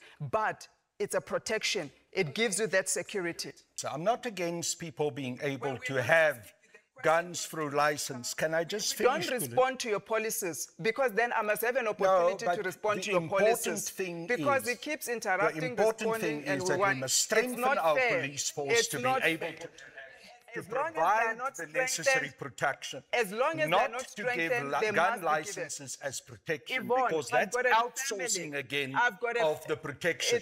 We need to have the police strengthened so that they can protect our communities. Okay, That fair is enough. the essence That of is, the it's 3 weeks ago, a single mom with her children, they broke into her home, at gunpoint, held her. They took everything in the home. To date, as I speak, the police have not even responded. You know what she's doing now? She's gone to get a gun license to protect herself and her children. We don't have a policing force that is responsive. I'm not saying no gun licenses. I'm saying we get that because of the interest of time. Colleen and Carl, I need to move forward because of the interest of time. Now, I want to move on to the question of water, electricity, and energy. Now, how do we actually foster an honest conversation about Eskom? Experts and former Eskom leadership have made it apparent that Eskom has a great capacity to provide electricity for all of South Africa, one of which I had a one-on-one interview with and actually broke it down. Now, even if the population of South Africa doubles, in addition, not only do we have capacity for the nation, but we even have capacity to supply other nations. For instance, Lesotho. The state-owned Lesotho Electricity Company provides electricity with auxiliary power purchased from South Africa's Eskom. So what is the honest way to address load shedding once and for all? And then secondly, I want you to answer on the issue of why is it in the year of 2024, South Africa, a country, a nation that has been able to have rich, flowing, clean resources of water, is now getting water supply from a neighboring country like Zimbabwe. I'll start with APC and go to Shiluba so that I can just have the others as well, Action SA, to be able to speak and respond to that. Thank you very much, Yvonne. But in the interest of time, I wanted to make a comment on the public participation, but as they already said, we as APC also, we embrace whatever we do, we put people at the center of it. And as she correctly said, that there's a rush of implementing policies because of elections. Of course, we understand this type of things, but let me just save time and just directly answer the question about electricity. I think in the year, it was year 2022, we went on to wage on a march against Eskom. And that was when we noticed there were signs of privatization of Eskom business units. So we took on a march, we marched and called on the minister to resign, the board to resign, because we felt, this national asset is going to be privatized. So we had a problem with that. Meaning that, I'll come back exactly to the point that I said, that corruption, maladministrations are killing, our SOEs are killing the provisioning of services, including Eskom. So meaning that we have got enough resources in terms of coal, we have got enough coal reserves in South Africa to be able to keep the power running. That's on the electricity side. That's not a problem, but it's a problem of to commission those type of power plants. It needs good, effective, anti-corrupt management. You need to have those type of good, effective, anti-corrupt management to be able to roll out this type of services. So we are saying that we strongly believe that with those type of good management, we can be able to roll out uninterrupted power supply. It's very strange that currently for the past month there's no load shedding. So it's not coincidental. It's because we are heading towards elections. So let's see if that's going to happen beyond elections. So you see, to lie to our people, you keep them focusing on that we are providing services, including power to all households, but because of the electioneering type of strategy. Beyond elections, go back to load shedding. So that's why I'm saying, that political will is not there. That, we should be able to deliver good services to our people. That's why on the electricity. On the water side, if you can look at Gauteng, Lesotho is supplying Gauteng with water. But we've got enough reserves, but because there's no good management to make it sure that this maintenance of the water infrastructure. You now in Gauteng, we have got water shedding. Some days we've got water, some days we don't have water. So meaning generally the problem is not to have, but the problem is the management of the processes, the infrastructure that's available. In all these strategic key national SOEs that provides basic services to our people, we must get the right people. There should be good governance. We must get the right board in those board of directors, in those SOEs, must have the good management that can be able to run this with skills and experience to run this type of entities. So that's what we can say. But as it stands, you know, because of nepotism, corruption, we have got this type of favoritism, getting the wrong people in the wrong position. So those are things that we say as APC. To have a capable state, let's get the right people. There are a lot of Africans, professionals who can be able to deliver the services. But because of this partisan appointment and corrupt system, that's where we're getting into this situation. So if we take that away, we should be able to have effective and running SOEs that provide services to our people. That's what I can say, Ibo. Thank you. Let me hear from Chiluba. So let me quickly make a comment on the issue of conflict of interest. You know, part of the South African problem is that we've got many political parties that are funded in the main by people that are hell-bent at holding this country to hostage for them to continue looting the profit. That's why you will have Action SA coming here without appreciating the necessity of NHI outrightly rejecting it, because they are funded by the very beneficiaries of private healthcare. So on your question, but also quickly, let me touch on the issue of crime. We do agree that we need to increase the number of police, devolve policing from national to district municipalities. But our obsession as a party is not to arrest our people. That's why we have adopted the concept of conscription, where we will send these young people to military for 2 years with structured training and vocational education. So that their choice. But also we will make a substantial investment in rural development in terms of infrastructure and create tax incentives for multinationals to invest in those rural areas so that we avoid exodus of people moving out of those provinces and the skills coming or converging in 3 provinces in the country. On your question of electricity, Yvonne, so we will declare coal. As Shiloba, we will declare coal as our primary electricity generation component. Of course, we will make a substantial investment in terms of IPP to up that capacity. But we are not fans of this concept that seeks to suggest that we need to export our coal while we are moving into a new way of generation that benefits the Western countries. South Africa doesn't have a water problem. We have a catchment problem. Shiloba we've got lots and lots of rain and overflowing rivers in our country. If we invest properly in the catchment system of our country, we would have solved at least over 50% of our water issues. So those are the policies of Shiloba. Okay. Let me hear from Action SA. Now, Action SA, when you answer this question, I've also got a video to show you from EFF's Mbuyiseni Ndlozi that we would also want to hear what your response is to that. But before I get into that, what is your take on the issue of electricity and water for the people of South Africa? Thank you, Yvonne. I think just 2 issues I want to address quickly before I go into the issues of water and electricity. The first one is around what my brother from Chiluba spoke about right now as Action SA opposing the NHI bill. Action SA opposes the NHI bill on its current form and what it seeks to, not what it seeks to achieve. We are very much in favor for universal access to healthcare. We do not believe that the NHI bill in its current form will achieve that. I think listening is a very critical skill there. Secondly, in terms of the crime situation that Mr. Carl Niehaus talked about or spoke on, where he mentioned that the EFF in Johannesburg, I think they are in charge of the public safety department. they have managed to reduce crime, which is quite it boggles my mind exactly how he managed to arrive at the conclusion when we consider that the recent statistics that have been released by the South African Police Service, they do not point a very positive outlook where crime is concerned within the city of Johannesburg.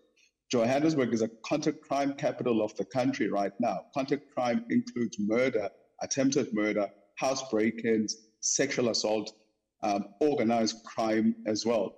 All of these things are now at an unprecedented increase within the city of Johannesburg, where the EFF is in direct control over the policing functions within the metro. So I do not understand how he arrived on that conclusion. Secondly, where energy is concerned, we as Action SA believe that for the country to have stable energy supply, you need to have a look at the fundamentals of your base energy, base load energy as well. So you have to look at whether coal is the way to go, or whether independent power producers is the way to go, or whether renewable energy is the way to go. And the proof there that in our policy proposals that we have is that you need to decentralize the energy sector. You need to deregulate the energy sector and allow for multiple participants to be able to play in that sector as well. And then have microgrids as well that can supply, smaller towns, with energy. And if there is excess energy that has been generated there, let that feed onto the grid as well, onto the water challenges as well. I do not think that it's accurate to say that South Africa does not have a water problem. For instance, when we consider that as a country we are a very water scarce and water insecure area. So the issue is not only about catchment, but it is one of the issues that can be addressed. What we need to have a look into is how are we maintaining our infrastructure? Do we have any innovative solutions towards achieving, water security and addressing the water scarcity issue in the country? So innovative solutions can come in various forms. I think one of the systems that we are relying on for water provision in the country is the integrated Vaal River system, which is something that was provided for the country about 60 to 70 odd years ago. We haven't had an innovative solution where water is concerned that would look into how to improve the water situation in the country, such as that one. So we need to go back onto that as well, have a look at how we can maintain our infrastructure, ring-fence some of the revenue that municipalities are able to collect, and also make use effectively and efficiently of your conditional grants, your municipal infrastructure grants towards water infrastructure maintenance and further infrastructure upkeep. Currently, as we have it, we have a situation where municipalities are returning money to the fiscus, to the national treasury, and they are not utilizing it. And conditional grants is one of them that could go towards the maintenance of water infrastructure and further water reticulation systems in local municipalities. So we need to go back onto that as well, tighten up and see how departments like cooperative governance and traditional affairs could play a role in ensuring that municipalities are compliant and are allocating adequate resources towards water infrastructure upkeep. The city of Johannesburg, as an example, if I make just a quick example, we have about a budget of an estimated, I think it's about 80 billion rands, and only 7 billion rands or 10%, less than 10% actually of that budget is ever allocated towards the infrastructure maintenance broadly. So you have a situation where 10% of 80 billion rand has to be spread across maintenance of energy, roads, and water infrastructure, when the demand for resources to maintain some of this infrastructure is about plus minus 300 billion rand. So that also is something that needs to be addressed, how we are allocating our resources towards infrastructure maintenance, and water is one of those. So yeah, we need to be tightening up where that is concerned. Thank you. I will quickly take the next question. I've just been allowed to extend by a few more minutes. There's a number of issues that I believe should be put straight. First of all, when we talk about the Metropolitan Police in Johannesburg, my colleague from Action SA knows very well that there's very limited powers to the Metropolitan Police, and that we are to a large extent dependent also on the arrest powers of the South African Police Service, and that the South African Police Service fails us in doing so. I suggest that you go to the people of Eldorado Park and New Clare and ask them what the Metropolitan Police had done for them during the last couple of months. And they will tell you that since the economic freedom fighters managed to get that portfolio for safety, public safety and security, there's been a far greater presence, a far greater action from the side of the Metropolitan Police than ever before. That criminals, especially gangsters and those involved in the drug trade, have been apprehended in a far more comprehensive way. But why did I say that the EFF must be given powers of national government through this election on the 29th of May? Exactly because we need to implement the same approach, the same policies that we now do in Johannesburg through the Metropolitan Police with the South African Police Service. That's the first issue that I need to deal with. Secondly, it's very interesting for me how we have parties such as SARA and Action SA constantly talking about a privatization model.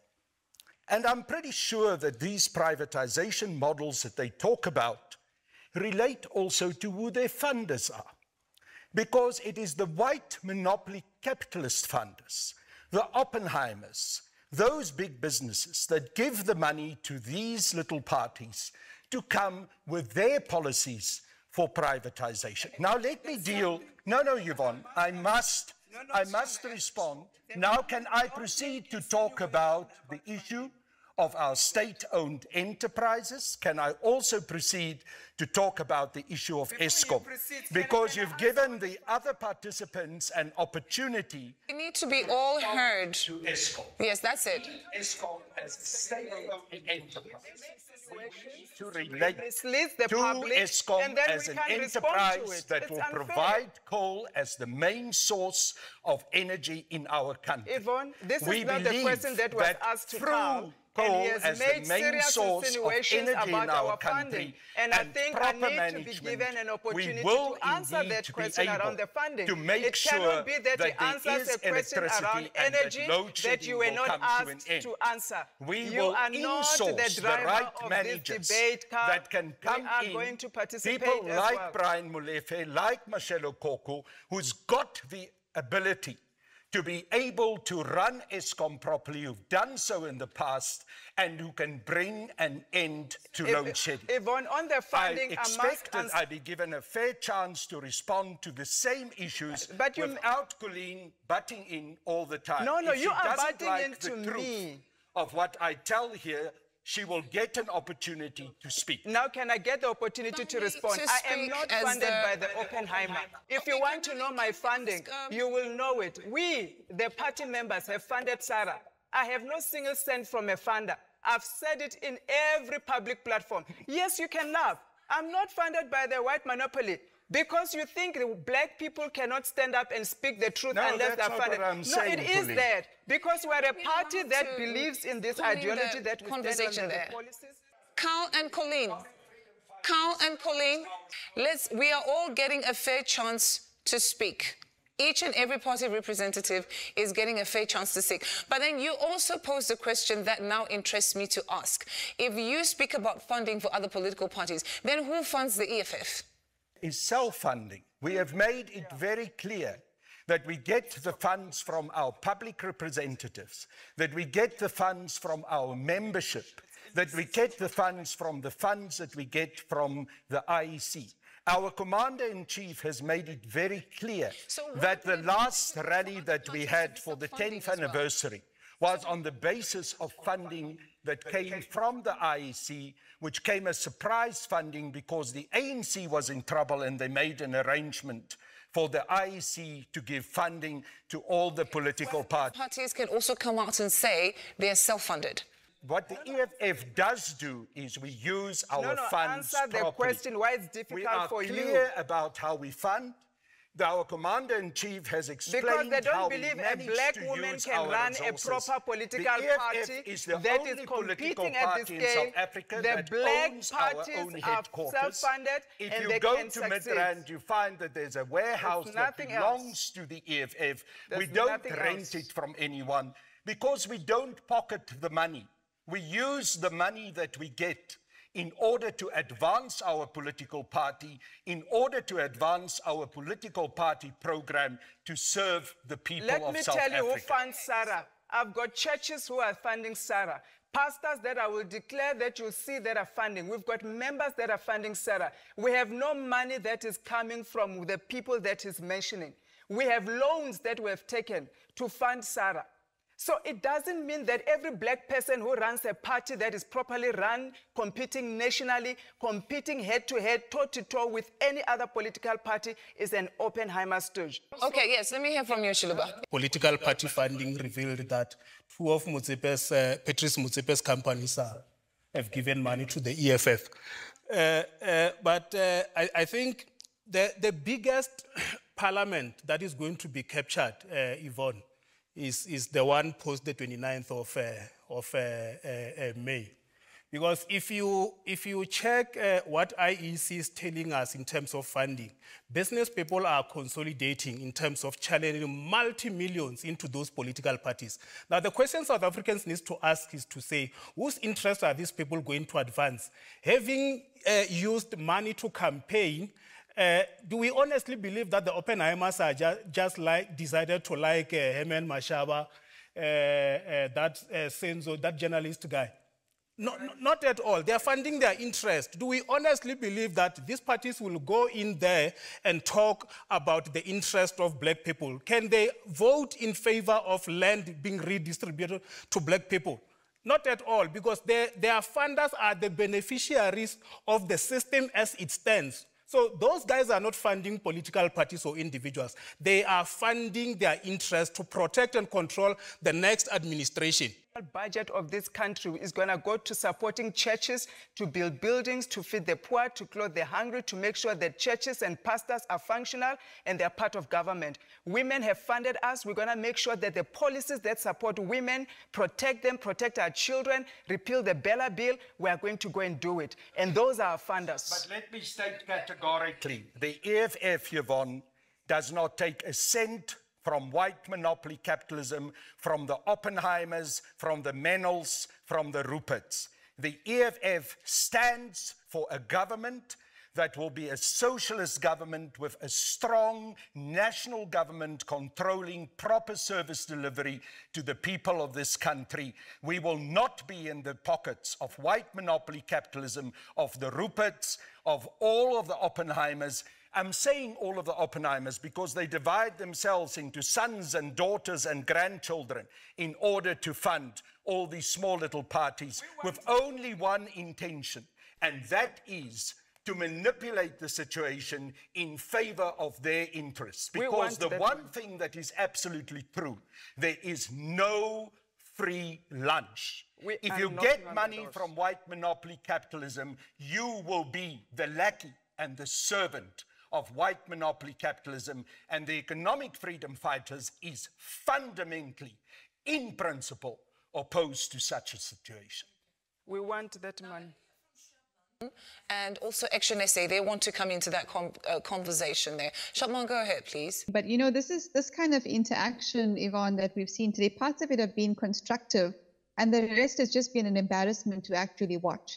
And this is why millions of people don't want to vote, because we can't engage with each other constructively and respectfully. And I think also the conflicts of interest subject is a critical one. It must be engaged robustly, but not where there is no evidence. Where there is evidence, when we make an allegation, we must actually produce that evidence. And yes, conflicts of interest is eating up at our society. On the subject of water and electricity, I would urge everyone, all these politicians and your wonderful audience, Yvonne, to read the book Confessions of an Economic Hitman, or go and watch the film to understand how they are saboteurs who are sabotaging various infrastructures and systems within countries so that they can privatize it for the interests of multinational corporations. And that is part of what is happening right now with our water and our food and our electricity systems in our country, including the rampant introduction of GMO into South African and Africans' food and crop, which of course directly affects our health. And health, of course, is the ultimate act of resistance. On the subject of GBV, and sorry, Yvonne, if you asked me something else, I might have missed it with all the arguing going on there. But on the subject of gender-based violence, as someone who survived it and served 2 terms on the board of the advice desk for the abused, which was co-founded by Judge Nabi Pillay, who served at the United Nations, which is not a body that I support anymore, and Professor Anshu Padiachi, may she rest in peace, struggles to get any funding from government to support their programs where they train crisis interventionists, where they run workshops training magistrates and court staff. There's absolutely no funding available and they have to close their doors. We're currently running workshops with the advice desk, with Lifeline, etc., using art to help victims express the pain that they've experienced in this country due to the fact that gender-based violence against both women and men, and of course the abuse of children, is a national sport. What we are missing here is that we are not understanding the root causes and we are not educating our young children on how to live peaceful lives and how to deal with conflict constructively. So those are a couple of comments around GBV and around water and electricity, but also conflicts of interest. I have drafted a bill on preventing and eliminating conflicts of interest in decision-making in our country, and I would happily make this available to all the participants today, as well as those in your follow-up programs, Yvonne. We do have a meeting tonight that is hosted by the African Sovereignty Coalition on why Africa should vote no at the World Health Assembly next week. We had an event last week with 3 South Africans and 2 Kenyans on the same subject. And I would encourage the politicians here today, some of whom seem to be very passionate about Africa and sovereignty, that if you truly are, come and join us at this event and let's help Africa vote as a bloc. I would also encourage you to watch the film WHO's Global Power Grab, which we've made here in our country. And it features over 100 health freedom advocates and ethical politicians from Africa, from India and other parts of the world who are speaking out against and rejecting monopoly. All of this ties back, everything we're talking right now ties back to the agenda of the billionaire class. Some call them the parasite class. The United Nations currently, coming back to the subject of the New World Order and the One World Government, which is words they use themselves, the United Nations currently wants standing authority over what they call complex global emergencies, including but not limited to pandemics, a very controversial subject of climate change, wars and nuclear events. There's a whole list, including events in outer space, artificial intelligence, etc. This crisis that we have in our country, the engineered and manufactured crisis around water, electricity, and food, 3 basic needs, serve the agendas of the billionaire class, would seek to make politicians like yourselves irrelevant once they use their emergency authorities to establish a new world order and a one world government. We have to look at the root causes and these powers pulling the strings from behind the curtain. If we don't do that, African sovereignty will be lost. In my interactions internationally, speaking at various conferences and events where I present the position of the African people, the response is very clear. The world is depending on South Africa to help save the world from the parasite class. And I hope that these politicians can take that message very seriously. It doesn't end at 29th May, and it doesn't only matter what we do at a local level. We have to be aware of what the predators intend to do, and we have to listen to the will of the people who are saying that the power of the people is greater than people in power, including yourselves. Now, in the interest of time, I'm just going to pose one last question, and obviously brief answers would be really appreciated because we actually don't have much time. I actually got an extension of time. I want to quickly touch on the issue of international relations. So many nations have actually sought to escape the unilateral world order of the United States hegemony, that is, and especially after seeing the weaponization of the dollar against nations like just your neighbor here, Zimbabwe, and Russia through sanctions. However, others do not applaud the greater collaboration with nations like Russia and China. So I want to know from you, where do you stand on South Africa's involvement in BRICS? Sheloba strongly believes that our interest will only be represented in the BRICS bloc. We firmly know now that the relationship that we have had with anyone outside the BRICS has not benefited our national interest. So in simple terms, we support BRICS and we are towards that direction. Well, the economic freedom fighters supports the further development of BRICS in the context of the need for us to develop multilateral relations and a multilateral world rather than a bipolar world. We do not want a world where we have the United States and Western Europe simply as the power that is in control. Therefore, the role that Russia, that China, and the rest of those in the BRICS countries can play to make this a multilateral world where we can trade with other nations, where we can move away from the United States' continuing dominance also of trade within the African continent, where we want to build strong Pan-Africanist unity amongst all the communities and especially the wealth of the people of Africa, is absolutely central in terms of how the EFF wants to approach the situation. We also believe it is absolutely critical to act against those rogue nations that are committing crimes against humanity, that are committing genocide such as what is happening in Palestine with apartheid Israel. And we see once again the role that the United States and Western Europe are playing in supporting apartheid Israel. The Economic Freedom Fighters is the party with the strongest position in favor of the people of Palestine. We're very clear that Palestine must be a free nation from the river to the sea. We are very clear that the Israeli embassy should be thrown out of South Africa, no diplomatic and no business relations with a nation that is an apartheid nation and commit genocide. So those are the positions that we've held very strongly throughout, and we've been uncompromising about it. You wanted to ask a question? Question with regards to the way you have labeled Israel as genocide Israel, apartheid Israel, you said. Do you not think Israel has the right to defend itself? I'm not saying, and I want to be very clear before you answer me, I do not in any way support people dying, either on Palestine or the Israeli side.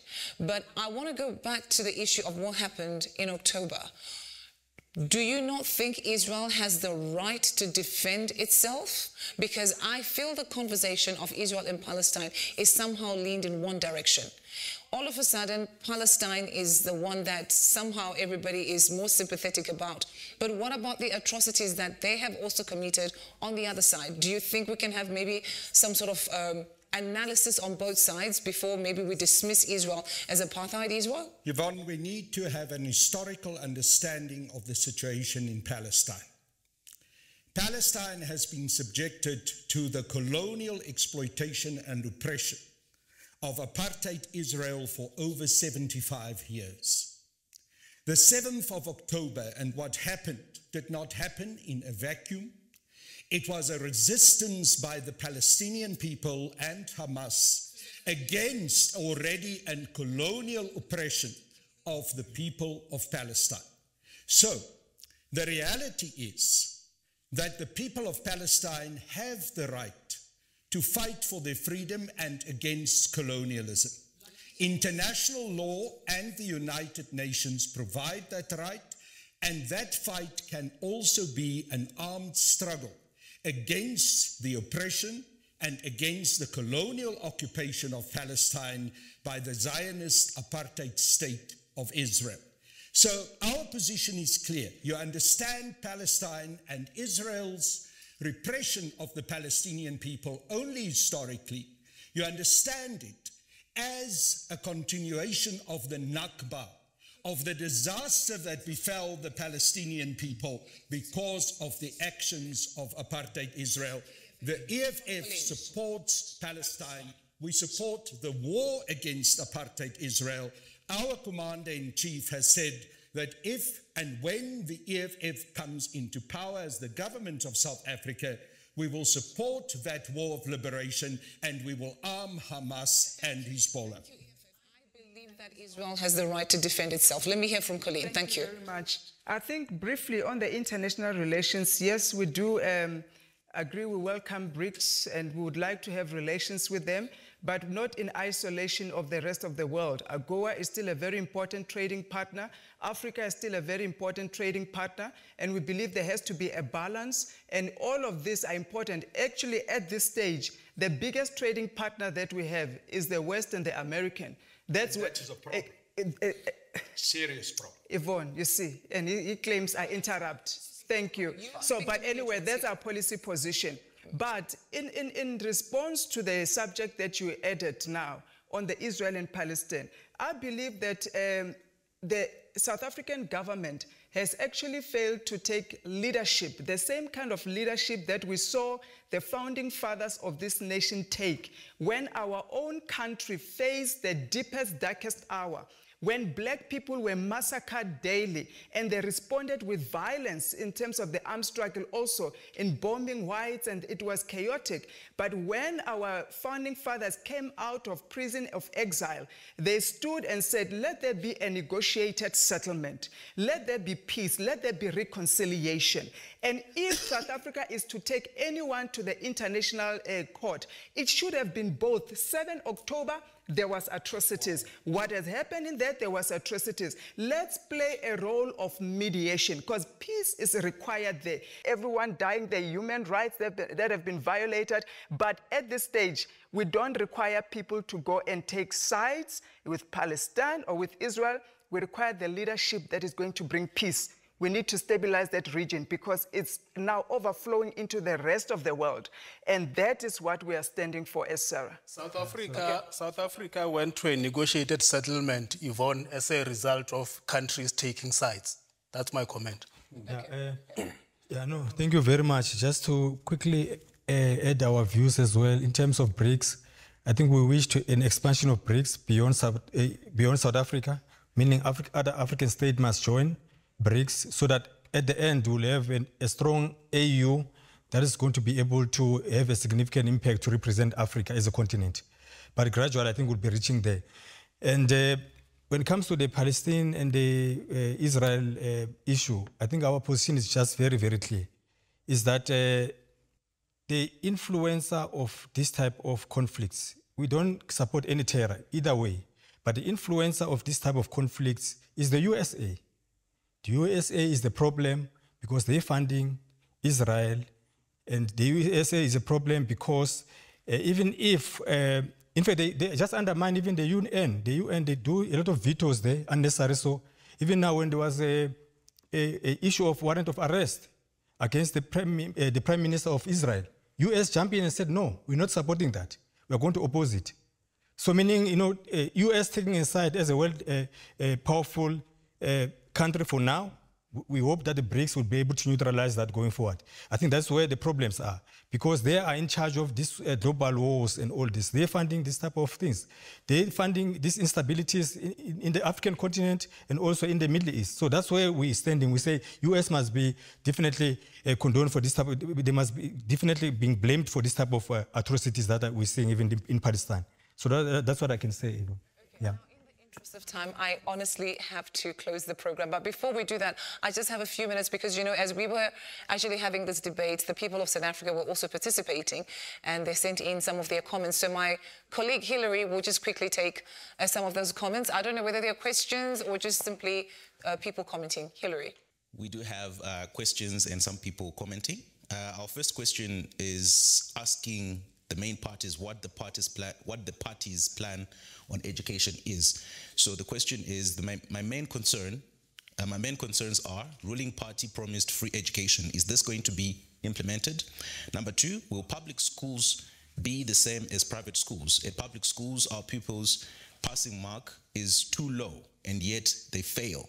And the private, they get high passing rate. What do our leaders think? Yeah, thank you so much for that. You see, the first thing that we need to do with our public education, we need to repeal the Bella Bill that was signed. We cannot drop the pass mark to 30%, assuming that our children can only assimilate 30% of what they are taught. Then you want to bring in comprehensive sexual education and all these transgender things that you want to teach our children. That's completely wrong. What we should be doing is to, same as in health, bring up the infrastructure, number one, of the public education facilities. Let our children's quality of education be raised to a level of the private education. Bring in more teachers, pay them well, reduce the class sizes, STEM, engineering, all those quality things that will, must be taught to our children to allow them to participate in a global world, to be something in life. That's what we should be focusing on. And that is our policy on education. Make money available to grow our public schools, give free and quality and equal education to all the children of South Africa throughout. Emphasize that education is the major policy that you support. We have been very clear throughout. And in fact, our Commander-in-Chief said, President Mandela made a mistake when he emphasized the need to give RDP houses. We should rather have emphasized free quality education to everyone. So we will make sure that infrastructure is developed, that teachers are properly trained, that every child in South Africa will have free quality education, will have access to free school books, will have access to free uniform. Mix theory with practical education. So we need a total overhaul of our education system, because so far we are just training our children to be employers without any artisan skills. Definitely, I think we'll allow for the free national education from primary to tertiary as well, but also support what exactly was saying now, to have a combination, a hybrid, having a combination of technical skills that we should be giving from primary going to tertiary. That's what we can say. We've got a comment to Mr. Carl.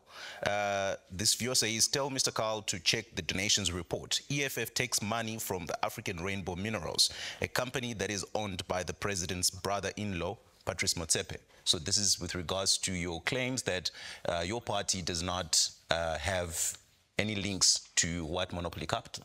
Well, you know very well that there's been a distribution of funding from African Rainbow Minerals, and it does not reflect what is happening with regards to white monopoly capitalist companies that have funded political parties throughout, and especially these small political parties that intend to continue to support the interests of big white monopoly capitalism. So that particular issue that's raised is a red herring. It is irrelevant.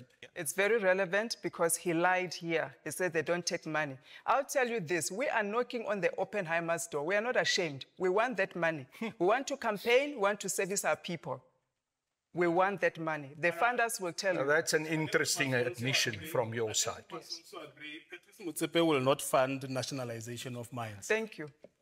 What all these parties, other than Sarah, as well as Shabnam, seem to be missing is that the funders of our top 5 political parties attend meetings like Davos.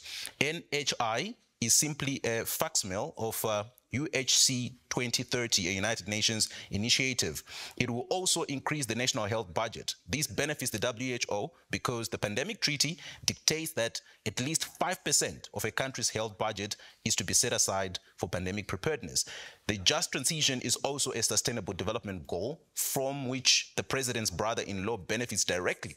As a matter of fact, he predicted South Africa's downfall in detail in a 2009 interview with the media organization.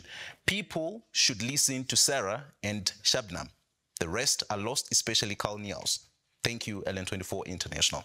Okay, we've got another viewer. We've got another viewer here who says We are watching the EFF guy doing politics as usual. I remember very well Julius Malema saying people must go and take the vaccine. He said the vaccine is safe and has been tested. The only right thing he said was that no one should be forced, but he himself did push for the vaccine. Let me respond to that. Okay.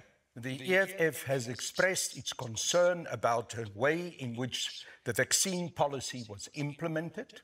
The economic freedom fighters was concerned about what happened with Pfizer and other Western monopoly capitalist companies that were given priority in terms of the prioritization of vaccines. That is what I said, so I did not say anything that was out of line with economic freedom fighter policy, and it is wrong to say that I did not tell the correct position of the EFF with regards to that issue.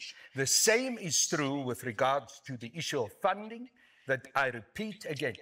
The economic freedom fighters will not take money from the Oppenheimers. It's interesting that Sarah is making an admission that they're knocking on the door of the Oppenheimers for money.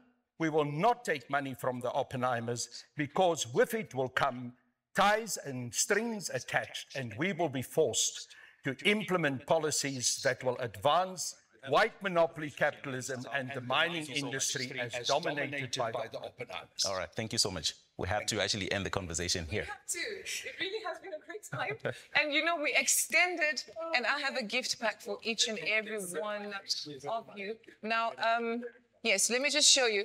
You know, the one thing that we always pray for is peace for the nations. And the one message that we always give to people because of what the president of Love World Incorporated has taught us, Reverend Dr. Chris Oyakilome, DSC DD, he is also the owner of this news station, is that let there be peace in the nations of the world. And let God help us choose the leaders of the world that can lead the people in the right way. And so on behalf of the president of Love World Incorporated, I give you this gift. This is a Rhapsody Bible. And you'll find that inside there's also a very nice book, The Power of Your Mind. There we go. Beautiful book, The Power of Your Mind. He's the author of it. And also a Rhapsody of Realities. Now, the special thing about the Rhapsody of this month is that it actually speaks on the elections as well. All right? So this is a gift from him to you. We wish all of you the best in leading the people of South Africa. If anything, all we want is the best for our beautiful nation. Right? And to all our viewers, thank you so much for joining us today on LN24 International. On this very insightful town hall. I'm hoping and wishing that we could actually have a second part just before we go for the elections, or maybe should we do it after the elections or something like that, before the elections, right? That means it'll be early next week so that we can take some of the questions that we were not able to take. I pray that we will have peace based on justice. Absolutely. Amen. Because peace without justice is a fake peace, and that's what we stand for. You know, you put so much energy for a person who actually... When a husband and a wife are fighting, you don't step in and want to understand justice and take sides. You first call for peace. No. You first go there and calm the situation for peace. I don't think Israel is wrong. Is right, but we pray for peace. So I'm also going to give you a Healing to the Nations magazine. You see, this helps with the situation in Palestine and Israel, right? It's Healing to the Nations. There you go. There you go. Thank you so much once again to all our viewers. It really has been a great time. We continue to cover the elections, and I know South Africa is heading to the polls, and we're looking forward to as many people actually going out to vote. Your vote counts. This is yes. This is LN24 International, your trusted news and the pulse of trusted analysis. Goodbye and God bless you.